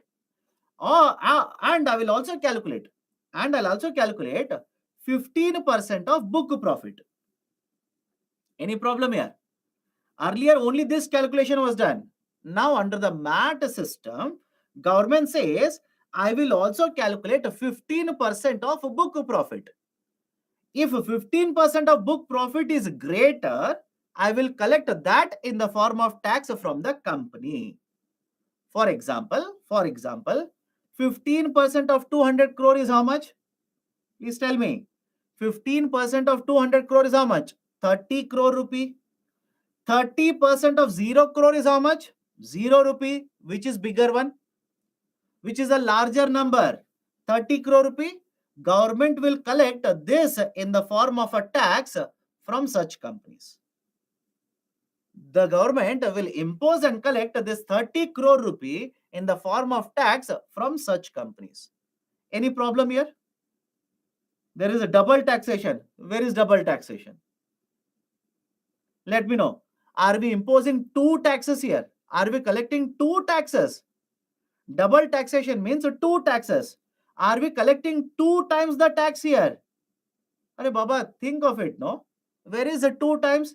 I'm saying either I will collect this or I will collect this. Whichever is greater, I will collect this in the form of a tax. That is basically the concept of minimum alternate tax. Sir, what will happen if this 30 crore is less than this number? Then I will collect this in the form of taxes. Simple. Imagine, I'll give you an example. Imagine rather than 200 crore, the company will claim deductions of 20 crore. Simple, understand this. Rather than 200 crore, imagine the company will claim deductions of 20 crore. What will be taxable income? What will be taxable profits here? 180 crore. Now calculate 30% of 180 crore, you will get 54 crore. Government will say 54 crore is greater. I will collect this right from the company. Simply collect 50 crore, 54 crore rupees from the company. Done? Right, so this is basically how minimum alternate tax, MAT, minimum alternate tax will be imposed and collected. Any problem here? Again, don't worry about deductions. Even if you keep on asking, I'll not answer it because it is useless for UPSC. It was introduced for the first time in 1987 when Mr. Rajiv Gandhi was the Prime Minister. It was announced in 1987, but actually came into implementation from 1989. It was targeted at some of these companies which made a huge amount of book profit, but also claimed huge deductions. As a result of this, ended up paying negligible taxes or no taxes at all to the government of India. And from 1996, from minimum corporate tax, it was renamed as a minimum alternate tax. And right now, the minimum alternate tax, MAT, is 15%. It is applicable to all the companies in India which are claiming deductions. It is 15% applicable. Any issue? Can we go forward? Any issue? Right? Don't keep on asking about deductions. Don't waste your time. Right? Unnecessary things you are worried about. Okay, because let me ask you to do one simple exercise. If you say, sir, I want to learn everything about how P&L is calculated, how book profits are calculated, how MAT is calculated, do very simple exercise. What is a simple exercise? The concept was introduced back in 1987. Please check last 10 years question paper. Check last 10 years question paper in UPSC, both prelims and mains. Show me one question where they have asked you to calculate deductions. Think of it. Right? This is how you understand what is necessary, what is unnecessary for UPSC. Show me one question where they've asked you to calculate deductions, right? Giving you a table or giving you certain numbers. Not required. Don't waste your time. Now, next concept, idea of a GAR. Important for UPSC. Concept of GAR. What is GAR? GAR stands for General Anti-Avoidance Rules. Right? It's not agreement, it is a rules. General Anti-Avoidance Rules. That is a long form. Now, what is this General Anti-Avoidance Rules? Point number one. In fact, it is a question for you people. Please tell me, last week, did I discuss you what is a feature of Special Economic Zone policy? Let me see. Let me know. Friday. I'm pretty sure I've discussed that. Right? Do you remember what is the feature, speciality about Special Economic Zone? The speciality is very simple. If you set up a manufacturing facility in the Special Economic Zone and you earn a profit for 5 years, I will give you 100% tax exemption. I'll give you 100% tax exemption. Meaning what? Imagine an example. You're a company, you are earning a profit of 100 crore rupee outside SEZ. Is it okay? You are earning 100 crore rupee profit outside SEZ. If you earn 100 crore outside SEZ, I will impose 30% tax collected from you. But if you are present within the Special Economic Zone for 5 years, I will give you 100% exemption. Meaning what? Whatever profits you generate, I will not take a single rupee from you in the form of corporate taxes. In the form of corporate taxes, I will not collect even a single rupee from you. That is a speciality about Special Economic Zone. Now, if you remember the picture, I had given the picture like this. I said, imagine this is India. I said, imagine this is India. And, right, imagine this region is a Special Economic Zone. This is a Special Economic Zone. Now, what about the remaining area? What about remaining area? I will use a different, right, color now. The remaining area, that is the orange colored area, will be referred to as domestic tariff area. Is it okay? The remainder part, the remaining area outside SEZ, this will be referred to as a domestic tariff area. Any problem in understanding SEZ and DTA? Can we go forward? Any problem in understanding what is SEZ and what is DTA? That is, let's say, whole of India, any region outside SEZ will be referred to as domestic tariff area. Now, why? Why this is important? Why you need to understand this concept? Let me give an example of how GAR will function. How general anti-avoidance rules will be implemented. Let's start. Imagine you're a manufacturer. Same argument. Right? Earlier we have discussed this. Now we will apply this within India. Right? Have a look at this. You're a manufacturer of this bottle. You're present in the domestic tariff area and you will generate a profit of 100 crore rupees. Start with example 1. You're a manufacturer, you're present in domestic tariff area and you generate a profit of 100 crore rupees. Now, can I simply say that the government will impose a tax of 30% on your profit and collect corporate taxes from you. Right? Collect corporate taxes from you. Now come to the second example. come to second example. What you will do is, you are already manufacturing the bottle within DTA. I repeat, you are already manufacturing the bottle in the DTA. Now what you will do is, you will manufacture the bottle in DTA, sell it at a lower price to one more company that you establish, right, in SEZ. Same logic that we have discussed earlier, but we have introduced SEZ now, right? You are manufacturing this bottle, right, company B in the DTA. You will sell it, let's say hypothetically, I'll take earlier number so that you understand it. Earlier you manufactured at 1000 rupee and you sold it, let's say, at 4000 rupees, thereby making a profit of around 3000 rupees. Now what you will do, you will manufacture the bottle at 1000 rupee in company B, which is part of DTA. Now you will sell it, right, at let's say 1200 rupees, right, to a company A which you have established, but in special economic zone. In special economic zone. And now you will export it to the international market, let's say at same number 4000 rupees. Now follow the same calculation. Same calculation.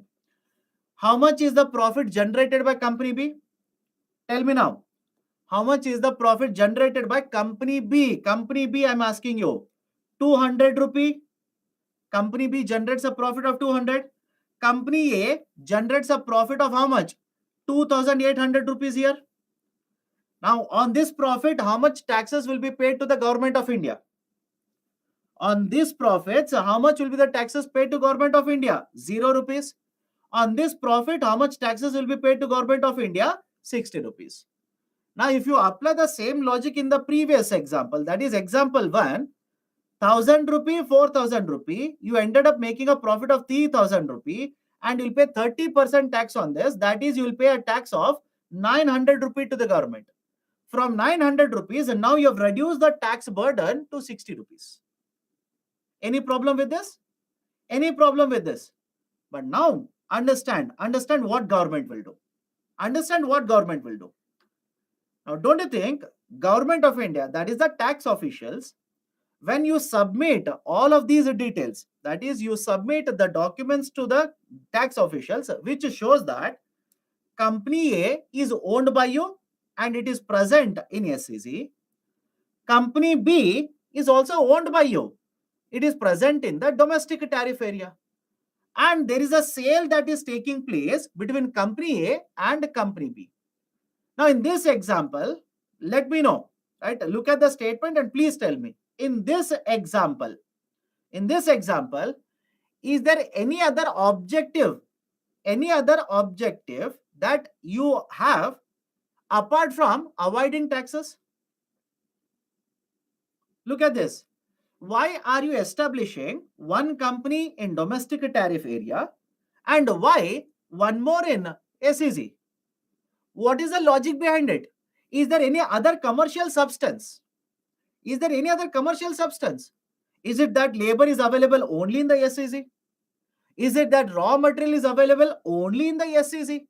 So don't you think, rather than having any kind of a commercial substance in such arrangement, it is more to do with the tax avoidance? Is the logic okay? Rather than having any other commercial substance, there is not much commercial substance. The most important objective that you have in your mind is to avoid taxes. So government of India, that is a tax official, will say these kind of arrangements that you have entered into, these kind of arrangements or agreements that you have entered into, these are done predominantly to avoid taxes. And because you are trying to avoid taxes and for that purpose you have entered into such arrangements, I will not give you the benefit of tax exemption. I will not give you the benefit of tax exemption. I will not give you the benefit. Meaning what? Whatever profits you have generated by establishing company A in the SEZ, on that, what was the tax exemption? 100% tax exemption was provided. Now, tax officials will say, no, I will not give you that tax benefit. You will also have to pay taxes at 30% corporate tax rate. right? This is done under the concept of general anti-avoidance rules. This is done, right, basically under the concept of general anti-avoidance rules. Any problem with this? Any problem with this? Please do let me know. Why to establish in DTF at all, my dear? Even before SEZ, imagine you have set up a manufacturing facility, very, very huge manufacturing facility outside the domestic, outside the SEZ. You have invested crores of rupees. You already have a manufacturing facility in, right, let's say, a domestic tariff area. Now, can you simply shut it down? Think of it. Can you simply shut it down, right? Incur huge amount of expense for that and move everything into SEZ. That will require a lot of expenditure on your part. Or else, can I give you one more example? What if you're located in a certain region where you've made substantial amount of investment? There is no special economic zone anywhere nearby. You want to close this company, move your manufacturing into another state. Then you'll have to search for labor.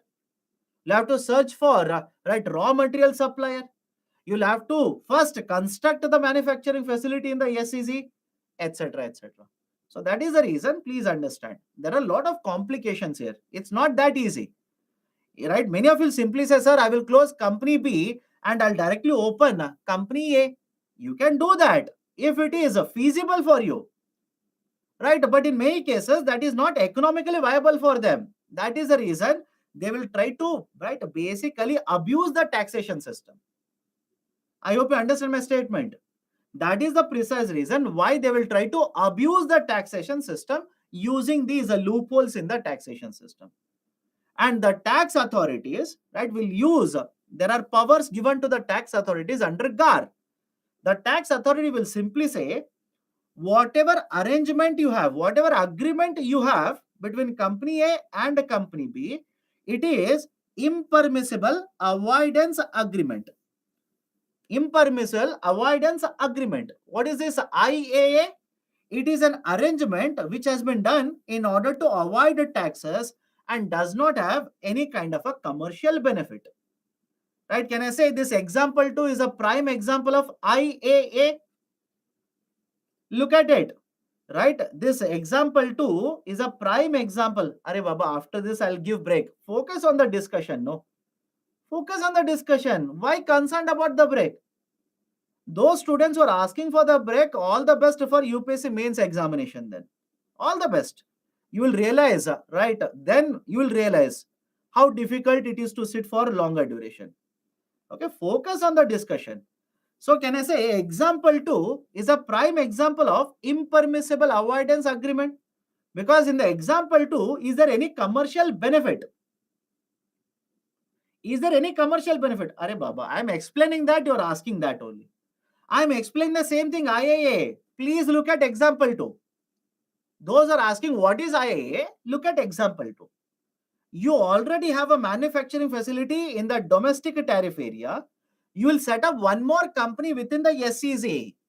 You will sell it from company B to company A and export it to international market. Register huge profit in SEZ, register lower profit in DTA. Now please understand, this arrangement that is existing between company A and company B, is it not because you want to avoid taxes? Let me know. Those who are saying it is very difficult, let me know. The arrangement that is existing between company B and company A, is it not to avoid taxes? Otherwise, what is the requirement? What is the requirement of this kind of an arrangement? There is no requirement. So the argument is, this does not have any commercial, right, requirement or a commercial benefit. The only reason you have this kind of a transfer pricing is because you want to avoid taxes. Right? Because you want to avoid taxes. That is the reason the tax authorities under GAR, they have power under GAR. GAR is nothing but a guideline, set of guidelines. So under GAR, the tax authorities will simply say, because this is an impermissible avoidance arrangement, I will not provide you any tax exemption. You are supposed to pay taxes at 30%, please pay 30% of taxes, 30% of the profits that you have generated within SEZ in the form of taxes. Done. This is basically how GAR will work out. Have a look at this. Companies enter into various arrangements which lack any commercial substance. Rather, these are made in order to reduce the tax liability. In order to reduce the tax liability. GAR refers to a set of provisions or guidelines, right, which are used by the tax official to basically find out if there are any impermissible avoidance agreement, and any tax benefit that is given to the companies, that tax benefit will be withdrawn. Whatever is the normal rate of tax applicable, that will be imposed and collects. Right, look at the term here. GAR focuses on substance over form. Right, what do you mean by substance over the form? In the second example, there is a commercial agreement between company A and company B. There is an agreement. But what is the reason? Why this agreement has been signed? What is the substance? Substance means what are the details of the agreement?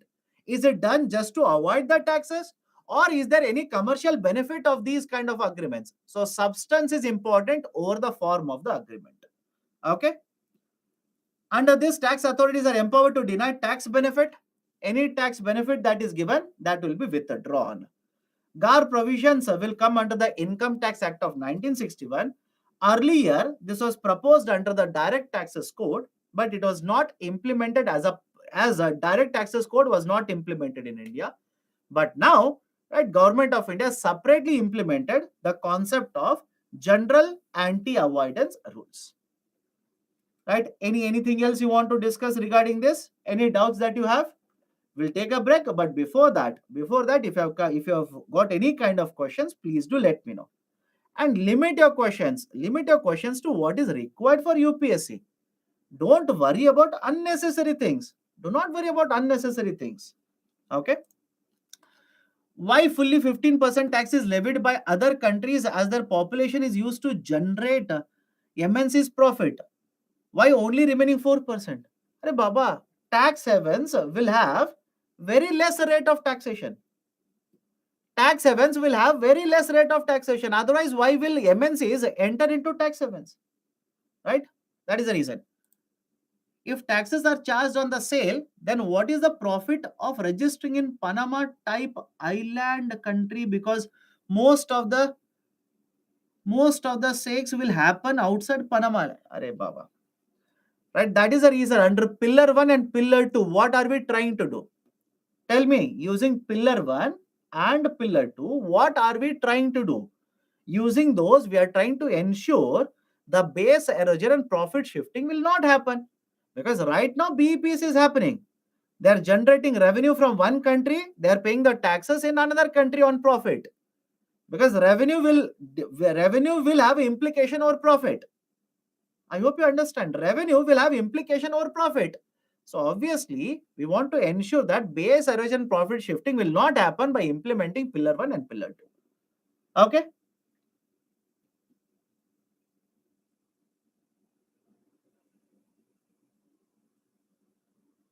GAR concept. Arey Baba. If you have not understood the example, leave it. Trust me. If you have not understood the example, leave it. Because there is no point in breaking your head in learning calculations. No point. What is a GAR? There are companies which are entering into arrangement with each other. Objective is to avoid tax. Tell me at least now. Point number 1. There are companies which are entering into arrangement with each other. Objective is to avoid taxes. Now under GAR, GAR is nothing but a document. It is set of guidelines. Under GAR, the tax official says this arrangement that you have done, it is to avoid taxes. You are entering into this kind of arrangement to avoid taxes. So I will not give you the tax benefit. You'll have to pay whatever is the normal rate of tax applicable. That is a concept of GAR. Okay, that should be more than sufficient. Okay, any other question? Any other question?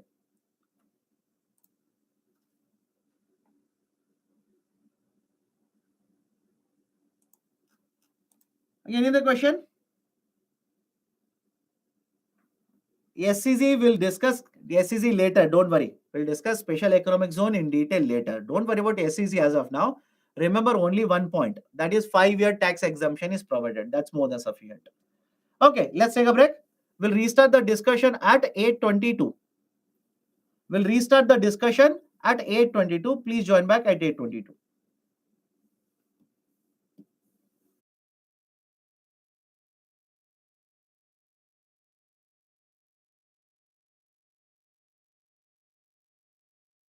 At any calculation. Do not be concerned about any calculations in GS paper 3. Again, I'm talking about GS paper 3. Right? I'm not talking about anything else. If your option is mathematics, I cannot tell you, do not worry about calculation. If your objective is, sir, calculation, these are very difficult. Should we by heart? Should we remember all of these calculation? Very simple answer to you, no. Right? Do not worry about calculation. Understand the statements, go forward. That should be more than sufficient. Now, let me go forward.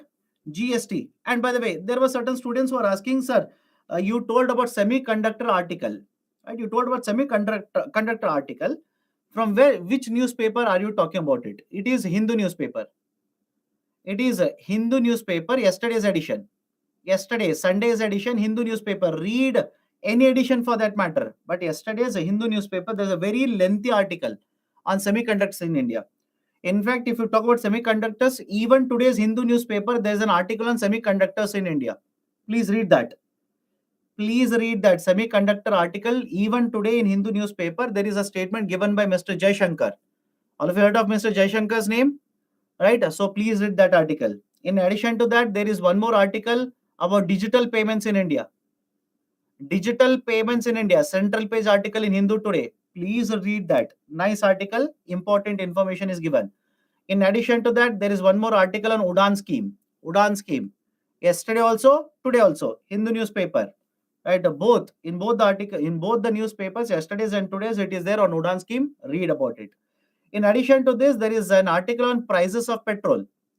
There's a statement given by the Congress party. Don't worry about the political angle to that, but think of what they are actually arguing. We have discussed this. The prices of international crude oil prices in the market have gone down, but the market prices in India have not been changed. That is the essence of the article. Read that. Right? Don't worry about political angle given to it, but read the concept behind it. Okay, so these are some of the articles. Go through that. Now, let me start. Goods and services tax, GST, right? A goods and a services tax. Now, very, very important to understand GST, right? Focus now. Focus, follow the discussion. You'll have to understand two very important concepts to understand GST. First one is, there is a term called as cascading effect. There is something called as cascading effect. We'll explain it, don't worry. And second one is the concept of input tax credit. One is a cascading effect. Second one is called as input tax credit. Understand both the concepts. These are centrally attached to the concept of GST. We'll use them. First one is cascading effect. A cascading effect is nothing but whenever a tax is imposed on existing tax. I'll repeat. Whenever a tax is imposed on an existing tax, this is called as cascading. Now, how there is a cascading effect and what is the problem with that? Let's start. Earlier, please understand this. Earlier, whenever the production of goods and services was done, earlier, production of goods and services, when it was done, the central government used to impose a tax by the name of excise taxes, excise duty or excise tax. And whenever the sales of this good is done, the state governments would impose a tax by the name of sales tax. Central government would impose excise, state governments would impose a sales tax. There is a problem related to these taxes. Why? Understand the example here. A will manufacture a product, sell it to B, and let's say the price is 100 rupees. A will manufacture a product, sell it to B, let's say price is 100 rupees. And let's assume the tax rate is 10%. So obviously, B will purchase the product by paying 110 rupees. Any problem with step 1?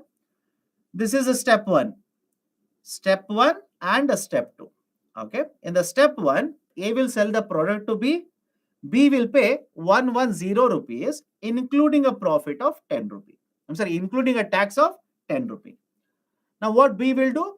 B will use the product. It could be a raw material. It could be an intermediary good, anything. B will use it and let's say manufacture something else and sell it in the market. So now B has paid 110 for this, let's say intermediary good. B also wants to earn a profit of 20 rupees on this. So obviously B would want to sell the product to C at 130 rupees. B purchased it at 110. Now they want to earn profit of 20. They want to sell it at 130 rupees. Now government will impose a tax of 10% on 130 rupees. 10% tax on 130. It will become 130 plus 13 rupees. Right, the consumer in the market, customer in the market will pay how much? 143 rupees. Now please tell me, in the step 2,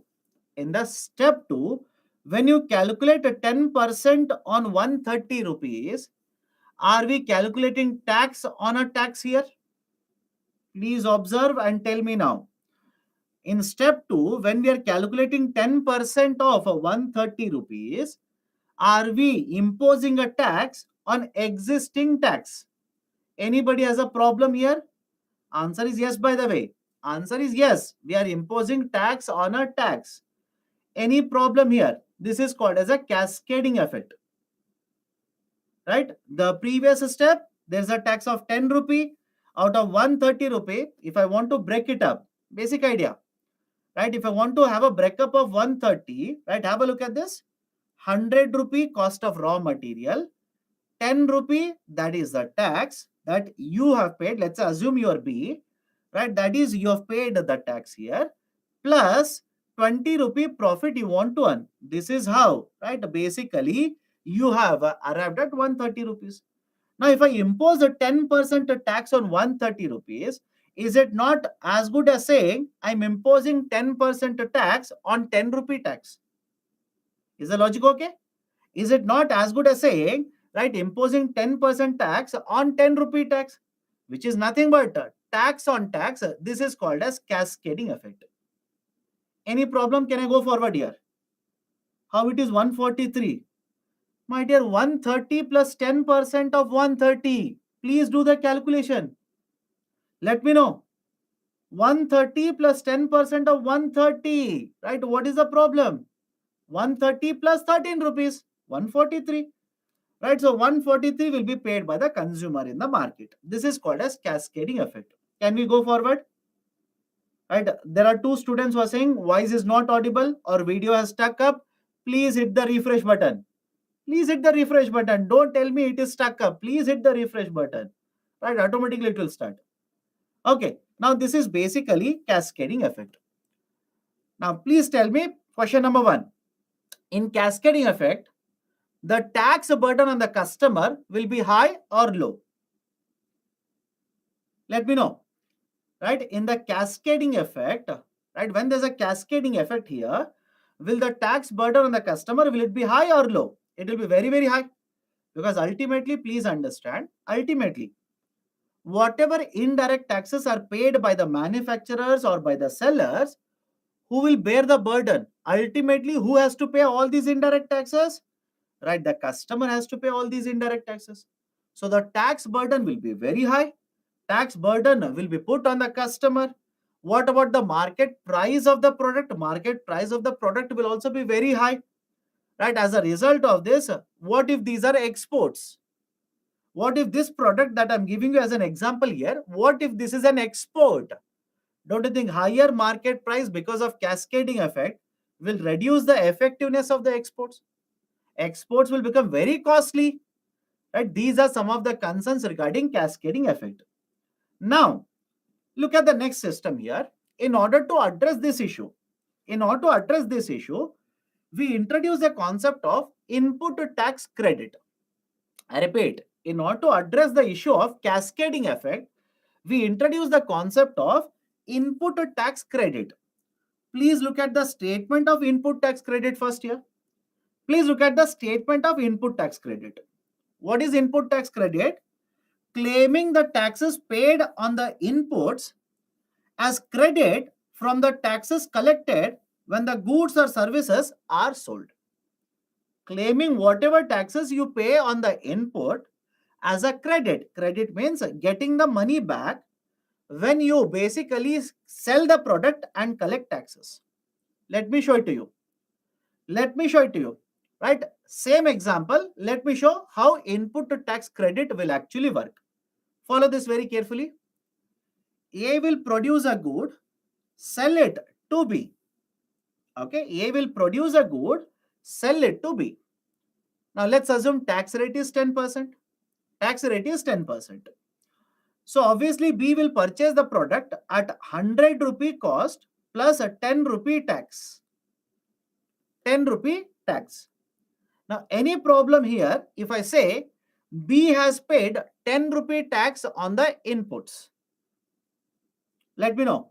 Anybody here who says, sir, this is not correct. If I say B has paid 10 rupee tax on the input, anybody has a problem with this? Now come to the step 2. Come to the step 2. If you go to step 2, right, understand the calculation now. In case of step 2, I have purchased raw material or let's say intermediary good at 100 rupee. Now I want to earn a profit of 20 rupee. But some of you will tell me, sir, what about the 10 rupee tax that you already have paid? B has paid a tax of 10 rupee. So B has to get this a 10 rupee tax. Government says, whatever tax you pay on the input, I repeat, whatever tax you pay on the input, that will be given to you, that will be credited to you. But when it will happen? It will happen when you produce this good, sell it in the market, collect the taxes from the customer and give it to government. Any problem with this? I'll repeat it again. What is input tax credit? You have paid a tax of 10 rupee when you purchased input. Now you will use the input, produce a good, sell it to the customer, collect a tax from the customer, give it to government. Now whatever taxes you paid on the input, government will credit it back. Government will transfer it back to you. Now, right, have a look at this. If 10 rupee tax that you paid earlier, if you get it back, if you're going to get it back, will you count the 10 rupee tax in the selling price when you sell the product to Susi? Think of it. I'll repeat the statement again. Government says you collect a certain amount of tax from the customer and give it to me. And this 10 rupee tax, I will give it back to you. So if that is the situation, will you count the 10 rupee tax when you decide the selling price of the product? When you're selling it to customer, you will not include it. All of you agree? You should not include it because you're getting it back from the government. So have a look at this. In step 2, cost of the product that you have purchased, input is 100. 20 rupee is your profit.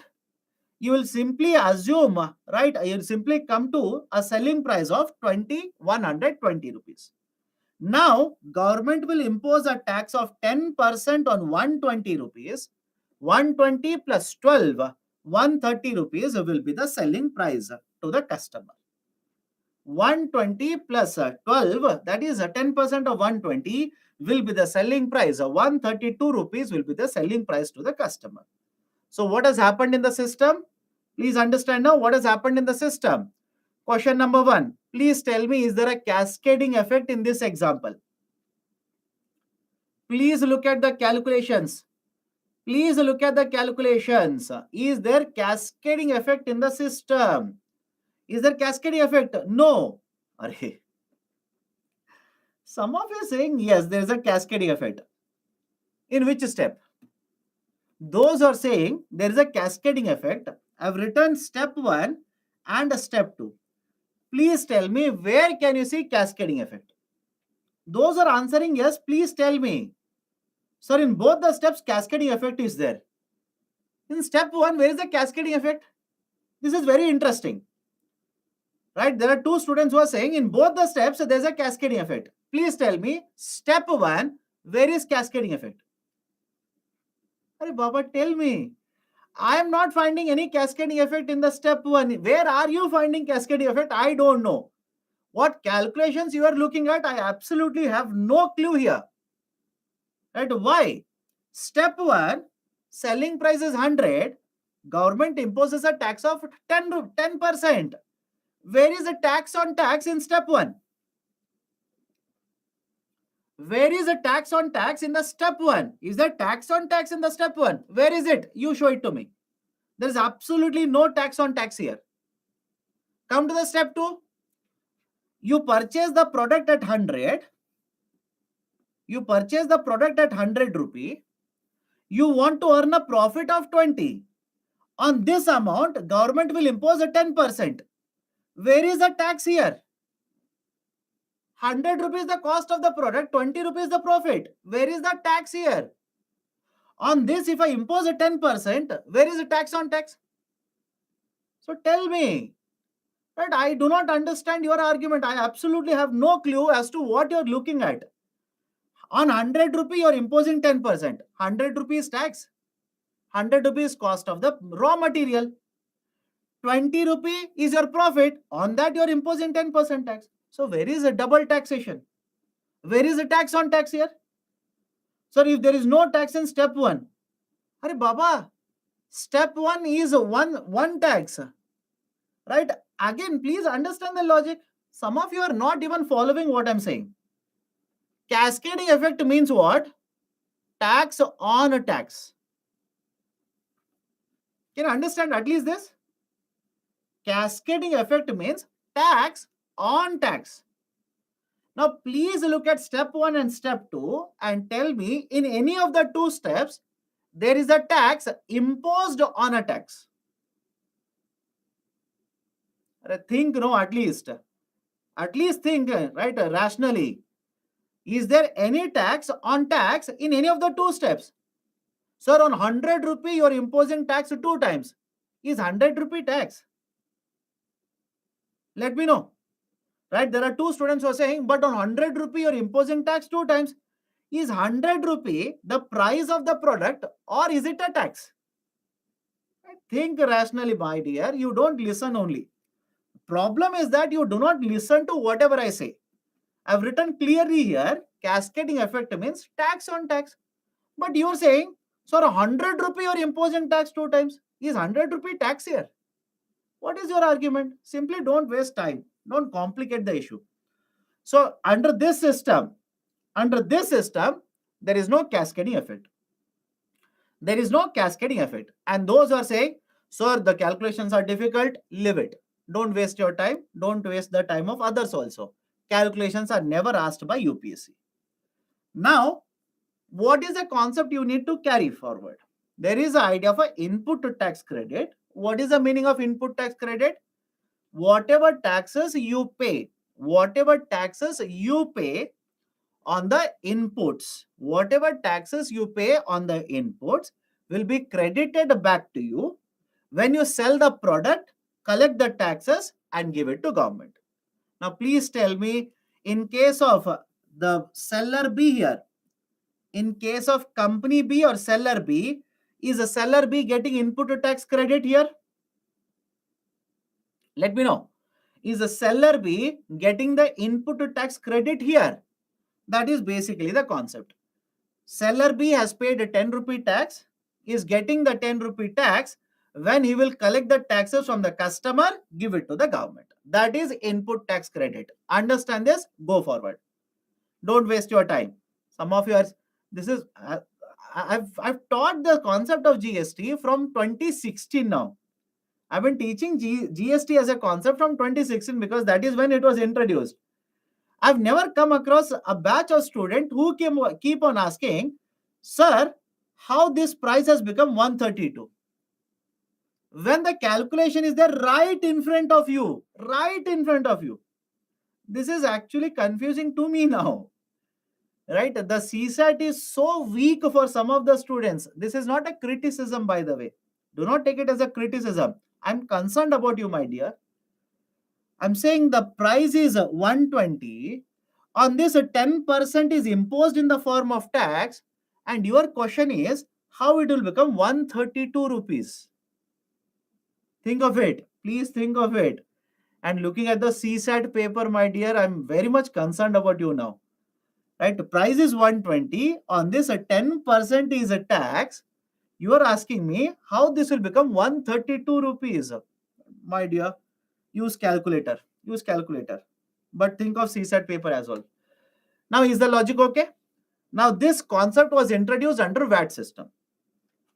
Okay? This concept of input tax credit was introduced under the VAT system. What is this? Right? What is this VAT system? VAT is basically called as value added taxation. Right? VAT is basically referred to as value added taxation. And earlier I hope remember this.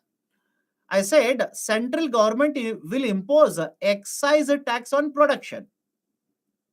Central government will impose excise tax on production. State government will impose sales tax on the sales of the product.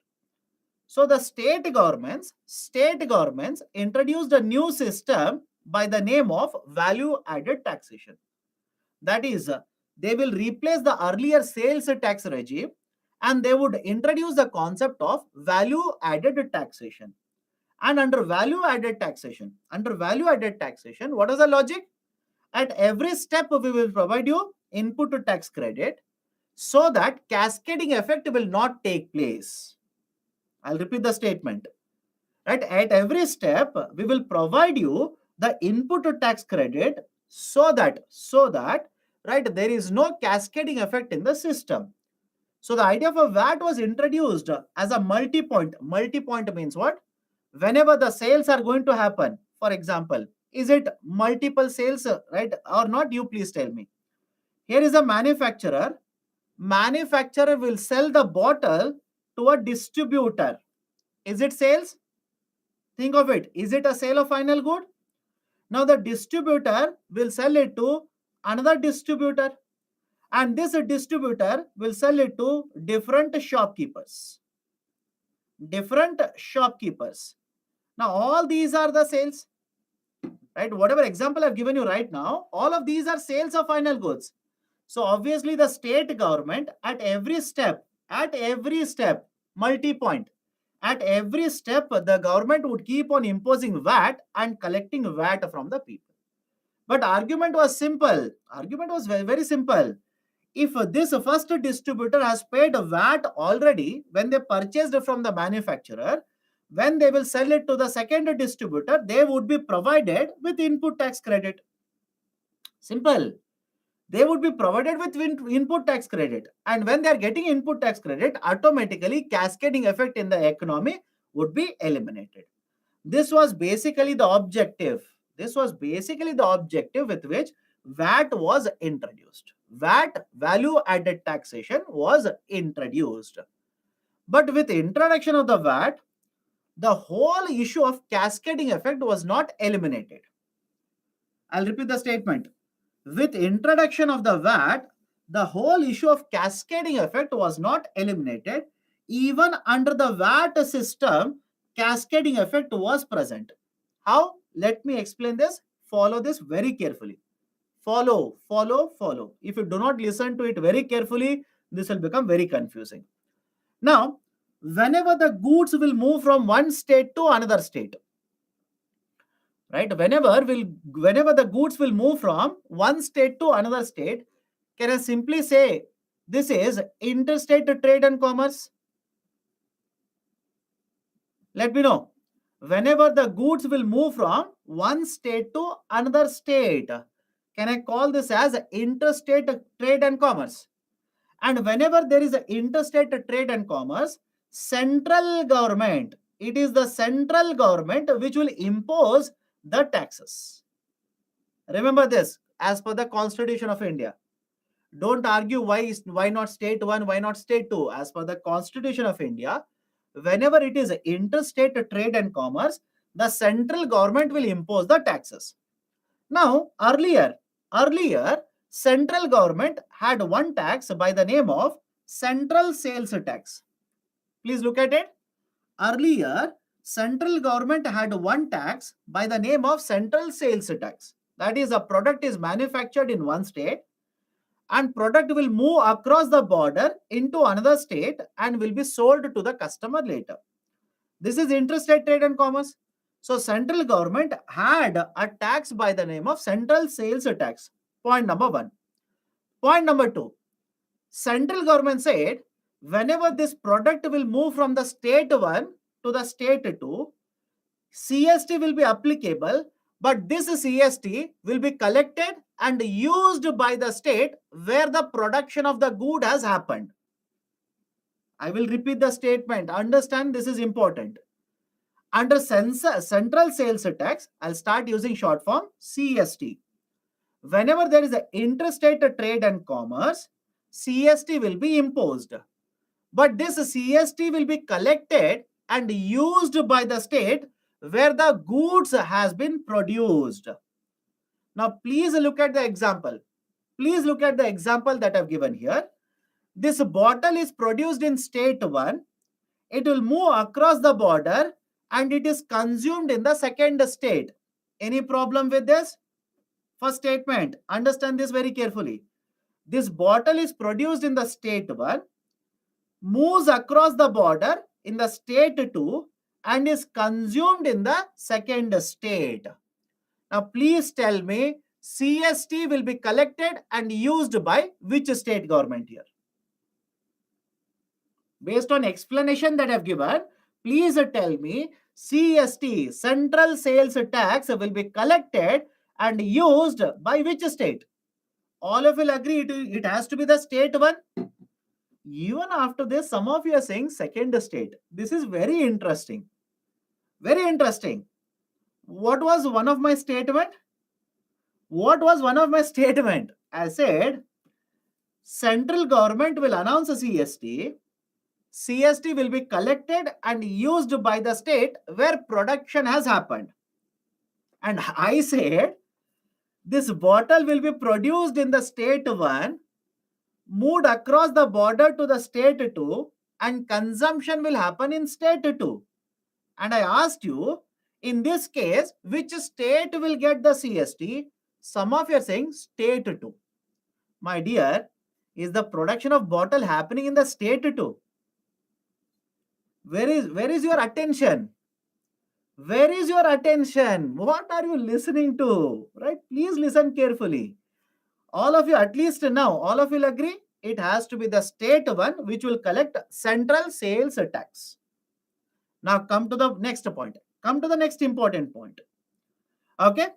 Imagine you are a seller, right? You are using this product and you are selling it to somebody else in the market. Right? You are right B here. You're B. Now, think of this very carefully. You will purchase it at 100 rupee plus a 10 rupee. You have paid a central sales tax of 10 rupee. Now, this CST has gone to state government 1.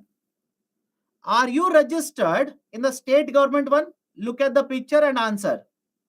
Are you registered as a manufacturer in the state government 1? Or are you registered as a seller in the state government 1?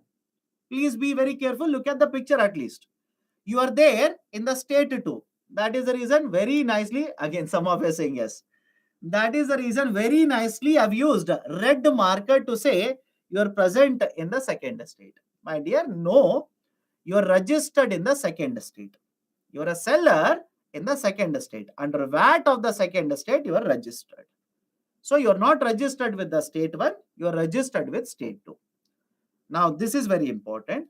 If you are registered with the second state, do you think state 1 will give you input tax credit? Simple question now. You are registered with another government. You are there as a seller with a second government. Do you think the first government will give you input tax credit with whom you are not even registered? No. State government one will not give you input tax credit. Second, will the state government two give you input tax credit? Think logically. Does it make sense to you? Does the state government too give you input tax credit? Have they collected tax first? Has the state government too collected any tax from you? No, they have not collected. But now you are asking for 10 rupee input tax credit. Will they give it to you? They will also say, sorry, I have not collected 10 rupees, so I will not give it to you. So state one, which has got the CST, they will not give it to you because you are not registered in the state one. State 2, you have not paid the tax on the input to the state 2, they will not give you input tax credit. Now, if both of the states are not going to give you ITC, where will you collect this tax from?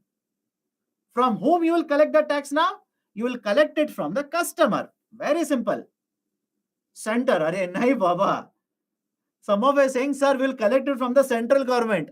My dear, why will the central government give you a tax? Have they collected the tax here in the first place?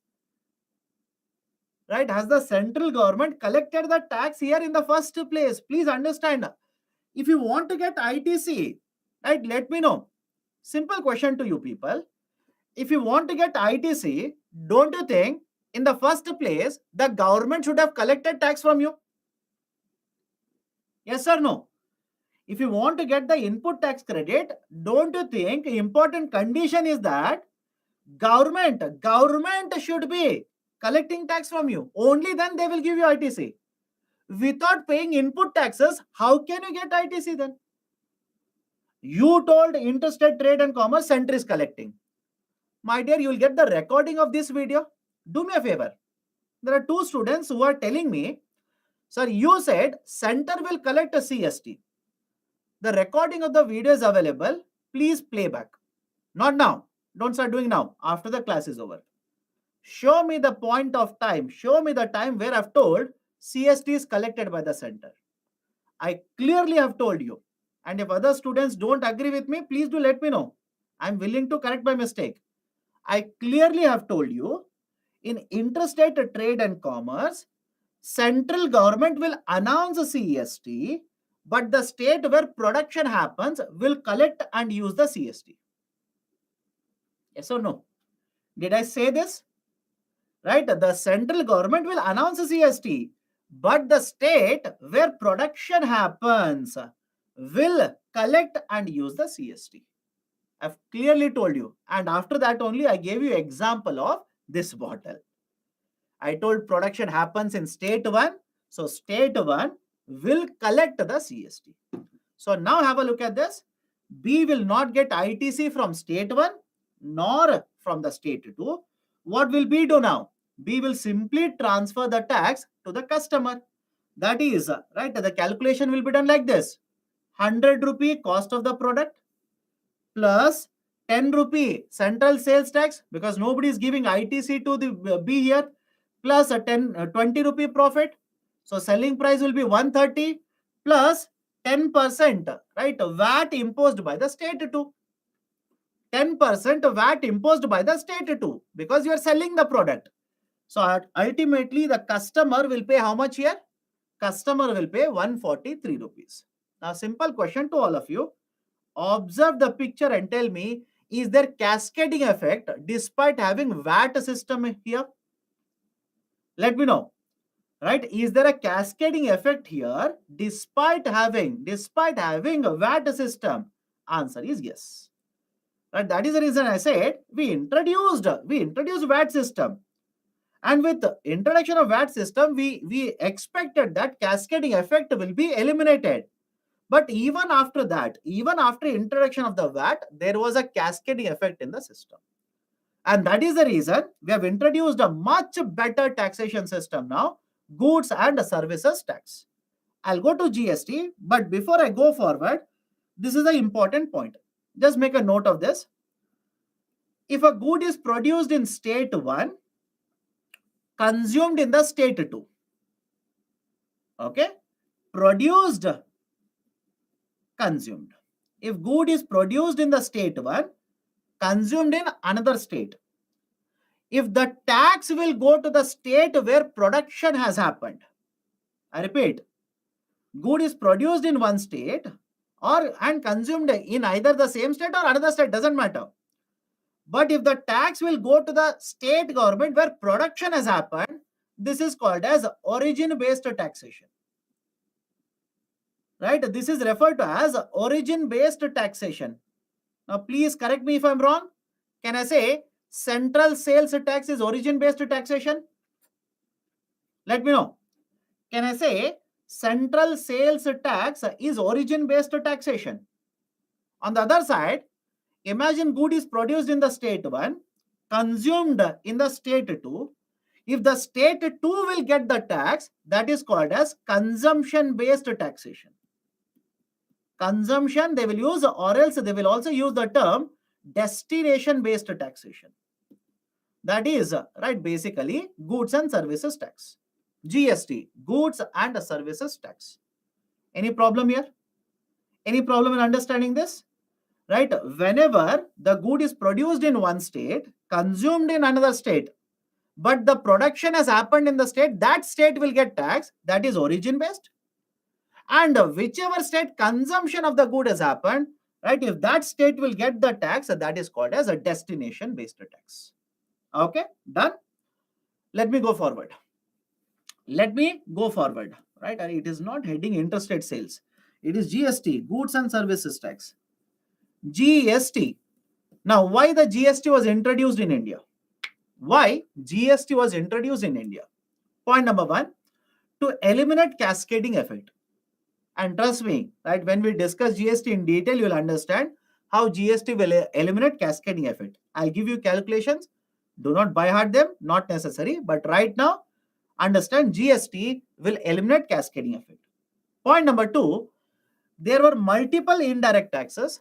Now, under GST, either you can say taxes and cesses and right this. So, under GST, what we have done is, from the central government, we have taken lot of these indirect taxes. From the state government, we have taken lot of these indirect taxes. Only one tax across India now. Only one tax across India, goods and services tax. Right? That is the point number 2. Point number 3, it will help us in widening the tax base. More and more goods and services will be brought under GST. More and more taxpayers, such as companies, will be brought under GST.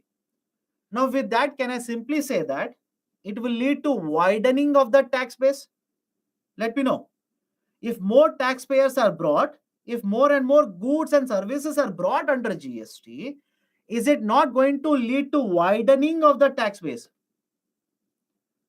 Any problem with this statement?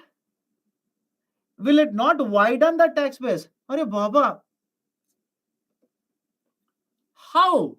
How it will widen tax base? This is very, very bad. Very bad. Do you remember the term tax base? How many times do you want me to repeat it again and again? Do you remember the term tax base? What is a tax base? Tax base is basically any object on which we are going to impose taxes. Now I'm saying under GST, more and more goods and services will be brought. More taxpayers will be brought under GST. With more number of taxpayers, with more goods and services under GST, it will not widen the tax base. Why do you say it will not increase? You tell me. Because it will increase. It should increase. It's logically correct. I do not understand how do you think, but it is logically correct. What is your thinking? You tell me. Okay. Fourth point, the cost of transportation will also come down under GST. Cost of transportation will also come down under GST. How? Right. Understand the logic here. Let me show you a table. As per the government data, as per Government of India's data, whenever the goods are moved in India, whenever the goods are transported, 25% of the time, 25% of the time taken for transportation is spent at the check post. All of you seen a check post? For example, imagine this is right a state 1 and this is a state 2. You have manufactured a product in state 1. You want to move it across the border into the second state. Earlier, what used to happen is at the state border, there will be check post. There will be a check post. A check post means a place where checking is done. That's it. Check post. So when you are supposed to take the goods, enter into the second state, you will stop at this point, take your documents. There will be officials, government officials who are sitting there. Show the documents to the government officials, pay whatever charges they will impose, and go into the next state. Enter into the next state. Now, the check post at this point of time before GST, the time taken at the check post was approximately 1/4 of the total time taken for transportation. Right? Approximately around 1/4 of the total time taken for transportation. Imagine that 1/4 of the time. Meaning, imagine you are moving a product from this state to this state. If you require 24 hours to transport it, 6 hours. For 6 hours, the truck was simply standing at the check post only. This was the amount of time. Don't you think that's a very lengthy time? Think of it. Right? Don't you think that's a very, very high time, right, that is consumed at the check post to transport goods in India? And what is the problem with this timing? Whenever you're taking more and more time at the check post, please tell me what will happen to the cost of transportation. Think of this. When you're taking more and more time in the check post, let me know what will happen to the cost of transportation. Don't you think cost of transportation will start increasing? And when the cost of transportation increases, what will happen to the market price of the product? Market price will also start increasing. Input cost prices will increase, etc., etc. So Government of India says, under GST now, understand, under GST, we will not be having any check post in the interstate borders. Under GST, right, there will be no check post in the interstate borders. If you want to move the good from one state to another state, there will be no check post. Easily you can travel from one state to another state now. Now tell me, if this kind of a system is there under GST, don't you think GST will help us in reducing cost of transportation? Let me know. It will help us in reducing cost of transportation. And if cost of transportation reduces, can I also say GST will help us in reducing cost of logistics? Any problem with this? GST will also help us in reducing the cost of logistics. Right? That is the reason, right? The transportation costs were very higher. Now with GST, we want to reduce it. And the GST will help us in promoting ease of doing business. GST will help us in promoting the ease of doing business. Right? Earlier also I've discussed this point. Don't say, sir, what is ease of doing business? Simply don't keep on asking the same thing again and again. Earlier also, we have discussed how GST will help us in promoting the idea of a ease of doing business. Multiple taxation. Arey Baba, I don't understand. Why do people do not remember what we are discussing? Let me know. Let me know. Did we discuss this earlier? Multiple taxes to a single tax. Did we discuss this earlier? How much time? Hardly 1.5 hours. Earlier, what used to happen? There were multiple indirect taxes at the central level, at the state level. I said under GST, we have brought all these indirect taxes under GST. Only one tax now. The same point. I'm actually surprised by some of your questions today. I'm actually surprised. Why? I'll tell you. Right? You people are behaving as if I'm using these terms for the first time ever in the classroom. That is your behavior, which is actually surprising to me. Right? Because it's nothing new. We are discussing same thing, running around the same bush again and again. Fourth point, cost of transportation. I'll repeat it. Because you're spending a lot of time at the check post, cost of transportation will go up. Right? Because of a higher cost of transportation, the market prices will also be influenced.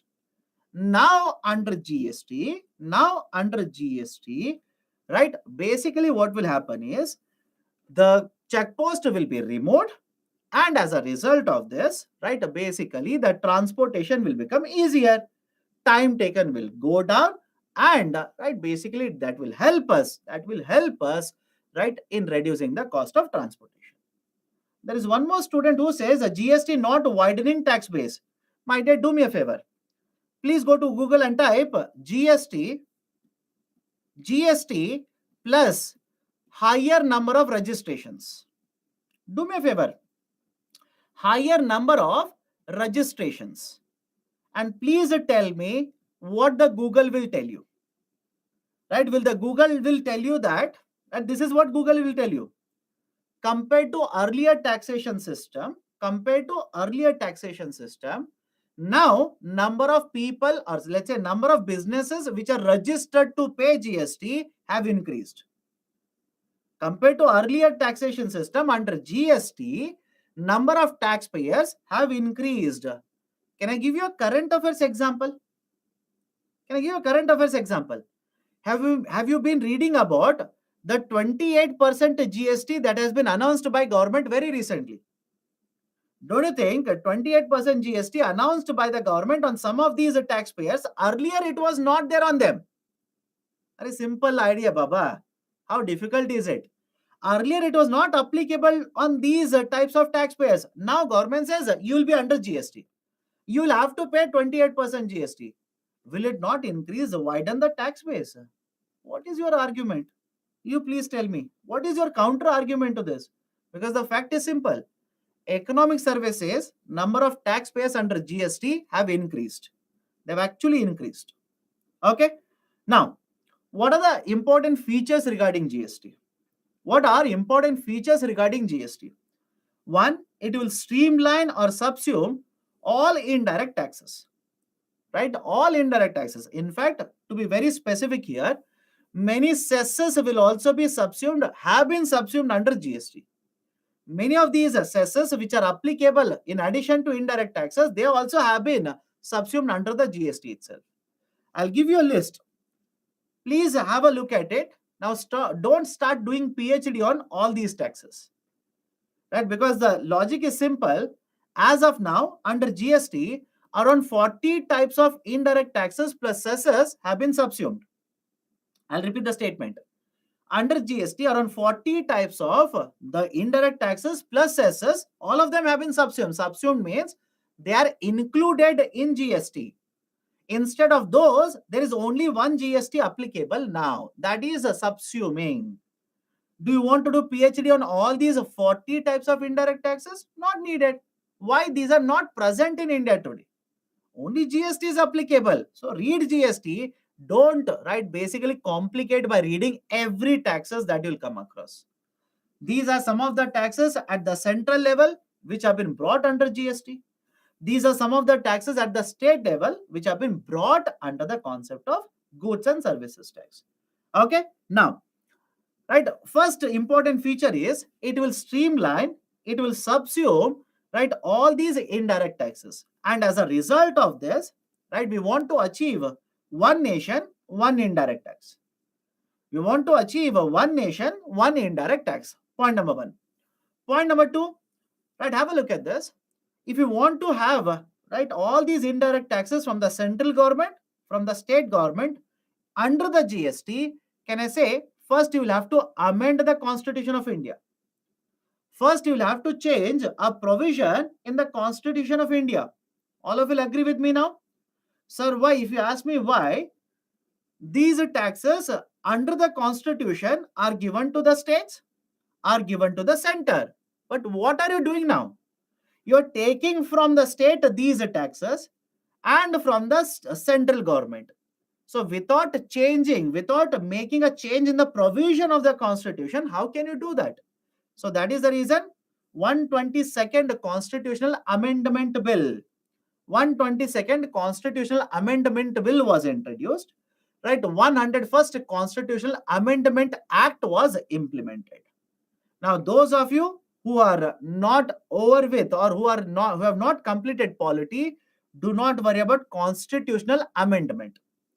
Right? When you read in polity, you will come across concept, process, what is required, right? In which case you need majority, in which case you require even the state governments, etc. In polity, you will learn what is amendment, why do we need to do that, what is the process of that, etc., etc. Right? You will learn it in polity. Please do not be worried about it. So we amended the constitution, right? And as a result of this, we have been able to implement GST. Now, next point, we also introduced, right, one article in the Constitution of India, Article 279A. And as a result of this new article, we have established a new constitutional authority, right? We have introduced a new constitutional authority, that is GST Council. Important, please remember this. Right? GST Council is a constitutional body. It is established by the President of India. GST Council, the composition is very simple. There will be Union Finance Minister and there will be other people from central government. Plus, there will also be state finance ministers. From the states, it will be the finance ministers of respective state government, and from the central government, it will be the Union Finance Minister. And please understand, even those union territories which will have legislative body, I repeat, even those union territories which have legislative body will also be represented in the GST Council. Right? So the Union Finance Minister will be the chairperson. The chairperson is the Union Finance Minister. And what are the functions of the GST Council? GST Council will decide what should be the model of GST for India, what goods and services should be brought under the GST, what should be the rate of GST applicable, what goods and services, right, the GST rate should be reduced, for what, right, it should be increased, etc., etc. Let me connect it to current affairs. The 28% GST rate which is applicable for online gaming now, can I simply say that it was decided very recently by GST Council? Correct or wrong?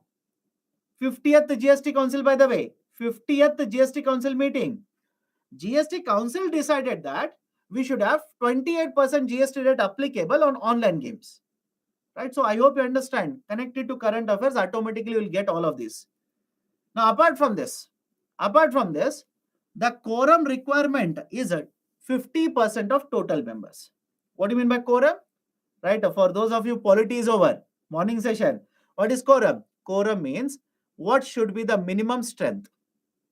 What should be minimum number of people who are present so that we can start with the work? Quorum requirement is 50% in the GST Council. In GST Council, it is 50%. Right? Now, whenever you talk about decision, right, whenever you talk about decision-making process in the GST Council, please understand, one-third of the voting rights have been given to the central government, and remaining two-thirds has been equally divided. I repeat, right? Remaining two-thirds was equally divided with all the states or between all the states.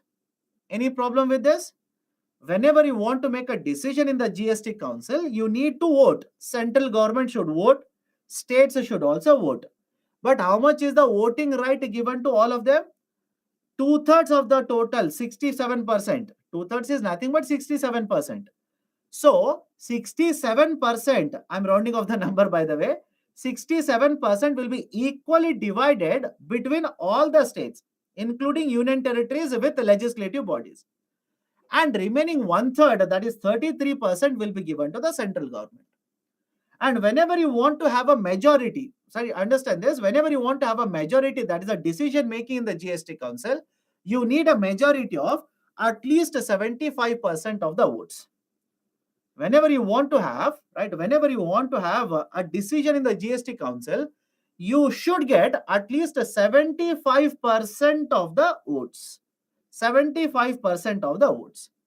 Now, please tell me, based on this, can I say central government will decide everything in the GST Council? Decide in the sense central government will have the final say. Again, please be very careful. Do not twist my words here. Central government will have the final say, veto power. Think of it, my dear. Can I say central government will end up having veto power in the GST Council? Some of you are saying no. My dear, please understand this. Imagine all the states are in favor of one thing. Let's say all the states want the GST rate on the bottle to be reduced from 28% to 18%. I'll give you a simple example, by the way. Okay. All the states will want to reduce the GST rate on this. Central government says no. Central government says no. I will vote against this. Please tell me, can you get 75% votes in the GST Council? Apply CSAT numbers now. Apply CSAT numbers. Can you get 75% in the GST Council? Absolutely no. You will not be able to get 75%. Why? If you put all the states together, how much can you get? 2/3, that is a 67%, right? But you require 75%. You require 75%, 75% of present and voting. So if the central government says no, I will vote against it, done and dusted. You will not be able to get 75%. Right? And now can I simply say, right, because of this, central government has a kind of a veto power in the GST Council. Right? That's argument. Okay? Any difficulty here? Any difficulty in the features? Please do let me know. Can we go forward? States can stop a center from imposing GST. No, that generally doesn't happen. It has to come from GST Council. It has to come from GST Council. GST Council takes a decision. Any problem? Can we go forward? If nobody is going to ask a question, I'll assume you have understood. I will go to the next point. Each state 2/3 votes. Who said each state will get 2/3 votes? Where did I say that? I said 67%, 2/3 of the votes will be equally divided amongst all the states. That is what I've said. Right? You are not listening to what I'm saying. That's a problem. You're not listening to what I'm saying. Don't worry about petrol and diesel. I'll explain that in some time. Don't worry. Okay. Quorum means what is the minimum present? How many members should be present in order to start the discussion? Right? Can finance minister alone come, sit and take a decision then? No. Right? Minimum representation, minimum people, 50% of the total strength must be present in order to start the discussion. Okay. Now, what are the other features? In India, we follow a concept of dual GST. Right? We follow a concept of dual GST. Right? Now, what is this idea of a dual GST? Let me explain. GST rates. Have a look at this. I've written that slab here. Slab means nothing but rate. What are the GST rates mainly applicable in India? We have 0%, we have 5%, we have 12%, we have 18%, we have 28%. Any problem with this? The most important, most of the goods and services are covered either under 0, 5, 12, 18 and 28%. Now pick up any one of the rates. Pick up any one of the rates. Let's say 18%. 18% is divided into two equal parts. I repeat, 18% is divided into two equal parts. 9% and 9%.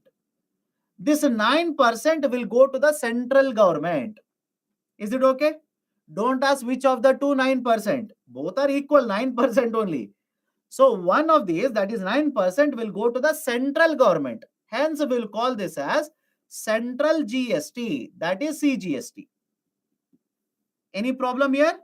Hence, we'll call this as a central GST, that is right CGST. The other 9% will go to the state where consumption of the product will happen. I'll repeat the statement. The other 9% will go to the state where consumption will happen. That is a state GST, in short, ESGST. Any problem with this? Because there are two components. Dual means two. Because there are two components in the GST, this is called as a dual GST structure. Right? We have basically adopted this model of a dual GST structure from Canada. Canada also uses a dual GST model. Okay, so dual GST. Now, what is the meaning of integrated GST? Please understand. Integrated GST basically is applicable whenever there is a interstate trade and commerce. Simple. Right? A GST that is levied on interstate trade and commerce. Integrated GST or IGST is applicable. But please understand the logic. Some of you will ask, sir, when there is GST, why do we have IGST? Reason is simple. Please tell me, if this product is manufactured and consumed in the same state, don't you think GST distribution in this example will be different compared to another example where production will happen in one state, consumption will happen in another state? Let me know. Let me know. Very simple question to you people. Example 1, bottle will be produced in state 1, consumed in state 1. Example 2, bottle is produced in the state 1, consumed in the second state. Don't you think how GST is distributed, who will get a GST will be different in both the examples? Is the logic okay with all of you? Is the logic okay? That is the precise reason. Whenever there is interstate trade and commerce, right, we will simply impose IGST, integrated GST. Rate does not change. Rate does not change. Only, right, which state government will get SGST, that will change. Okay. Next one. There are certain goods which are exempted. Right? Which are exempted. Exempted in the sense, right now, GST is not applicable to them. GST is not even applicable to them. What are these goods? Best example for this is alcoholic consumption, alcoholic production for right human consumption. For example, right, read Delhi case. Even if you have not read, please tell me, based on this itself, you should be able to answer this. Who imposes the tax on alcohol that is produced in India? Let me know. Who will get, right, who will get the tax, impose and get the tax which is produced in India? It has to be the state government. It has to, Are Baba, some of you are saying central government. Have you heard about Delhi liquor case? Delhi liquor case. Have you heard of this or not? Right? If you have heard of it, what is the argument there? The government of Delhi imposed the taxes and collected taxes. Simple argument. Simple argument, my dear. Certain goods are exempted. These are not under GST. Now, GST Council to decide when to impose taxes on crude petroleum, high-speed diesel, natural gas, aviation turbine fuel, etc. That is, in simple terms, right now, fuel products. Right now, fuel products, right, basically, we are keeping them under GST. They are part of the GST. But GST Council has not yet announced what is the GST on all of them. I'll repeat the statement. Right now, right, on all of them, these are covered under GST. Right? That is, the fuel products are covered under GST. But please understand, the GST Council has not yet announced GST rate on fuel products. Right? That is one more point. And finally, the concept of compensation. Finally, the concept of compensation. What is this idea of a compensation? Let me give a very simple example. Let me give a very, very simple example here. Imagine you are the state government. Right now, understand this before GST. Imagine you are the state government. Right now, you have the power to impose VAT on this bottle and collect a tax. Very simple example. Okay, you are the state government. You have the right to impose VAT on this bottle and collect. Now, from 1 year to next year, can you change the VAT rates based on your requirement? Right? Can you keep on increasing VAT rate from 1 year to next year? Of course, yes, you are allowed to do that because you have that power. Which means you alone can decide what is the tax rate. Based on your requirement, you will decide the tax rate. But now tell me, this bottle, the VAT rate on this bottle, now it is not there. this has been brought under goods and services tax. This is brought under GST. Will you not be concerned about how much revenue you will be collecting under GST now? Let me know. Are you not concerned how much revenue you will earn under GST?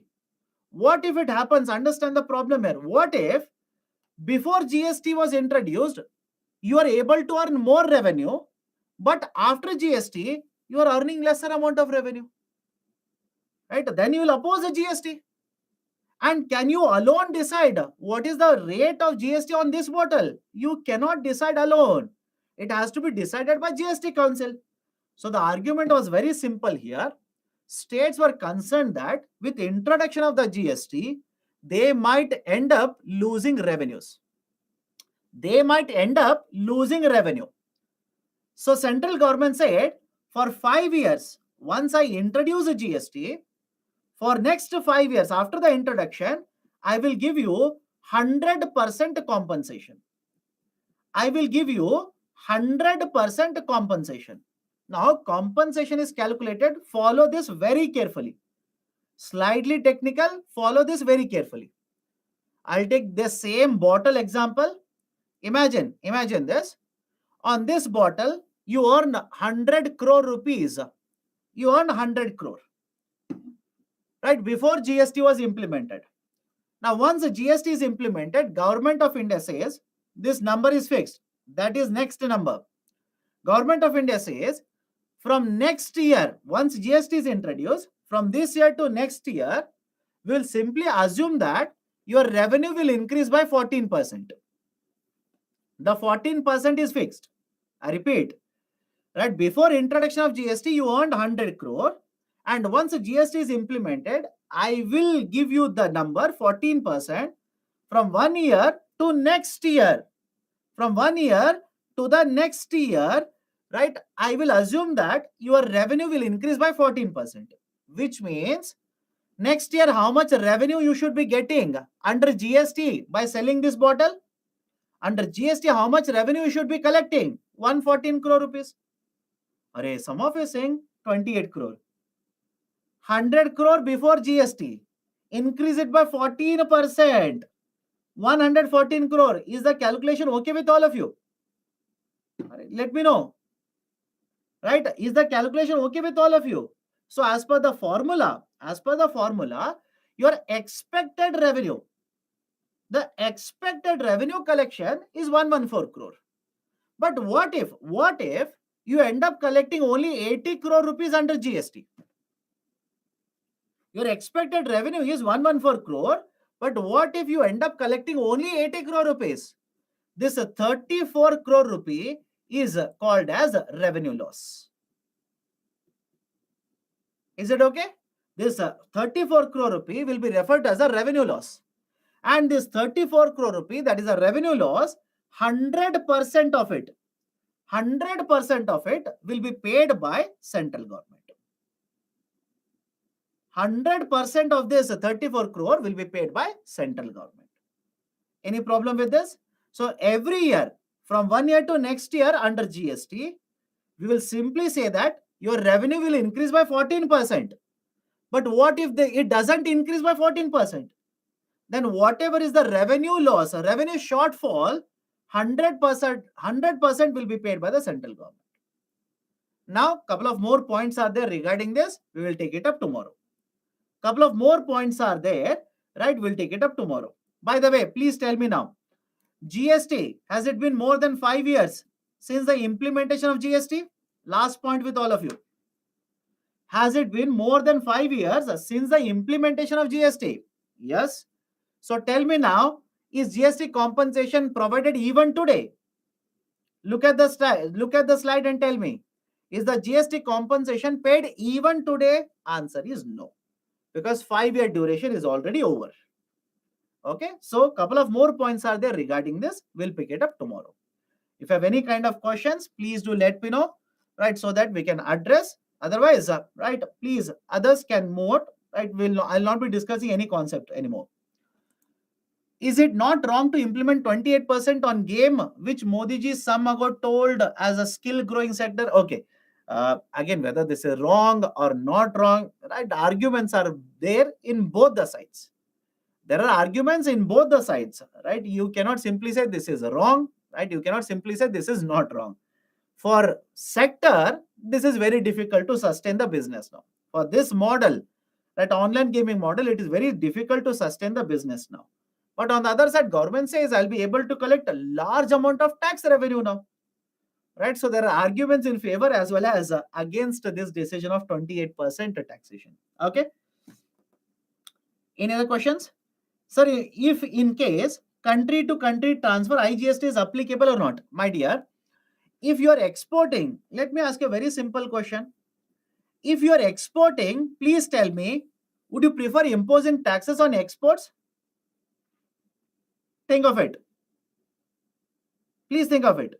If you are exporting, would you want to impose the taxes on the exports? Those who are saying yes, if you impose a tax, don't you think your products prices will increase? Rather than exporting more, don't you think exports will fall down? So generally, taxes can be imposed on exports as well as imports. We do not target exports for imposing taxes. We rather target imports for imposing taxes. GST is applicable there. Okay. In case the state earns more than expected revenue, will the state get compensation? You tell me, does it make sense? Please tell me, does it make sense? You are expected to earn 114 crores. You end up earning 130 crore rupees. Will center give you compensation? No. GST is a kind of ad valorem. Yes, generally it is imposed on the value of the product. It is imposed on value of the product. Sir, you said within every tax slab, SGST and CGST will be equally divided, but as per Finance Commission, it is 4159. What is the difference? Arey Baba, you tell me what is 5159. What are you talking about? I don't know that 4159. Please tell me the context completely. Right? I have not come across this.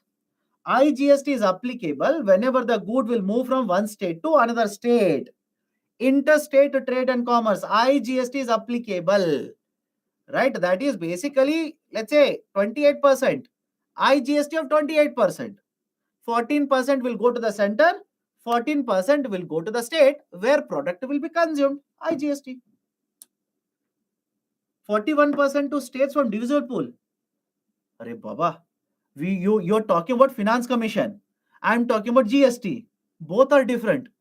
Both are different. You're taking something and merging it into something which are completely two different things. Don't worry.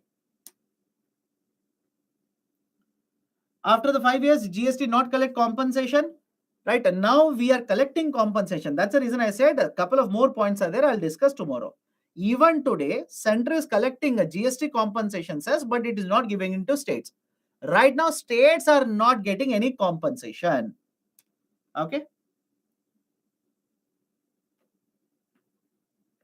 Sir, argument for introducing GST was multiple tax, but even after GST, there are multiple slabs. I'll address that.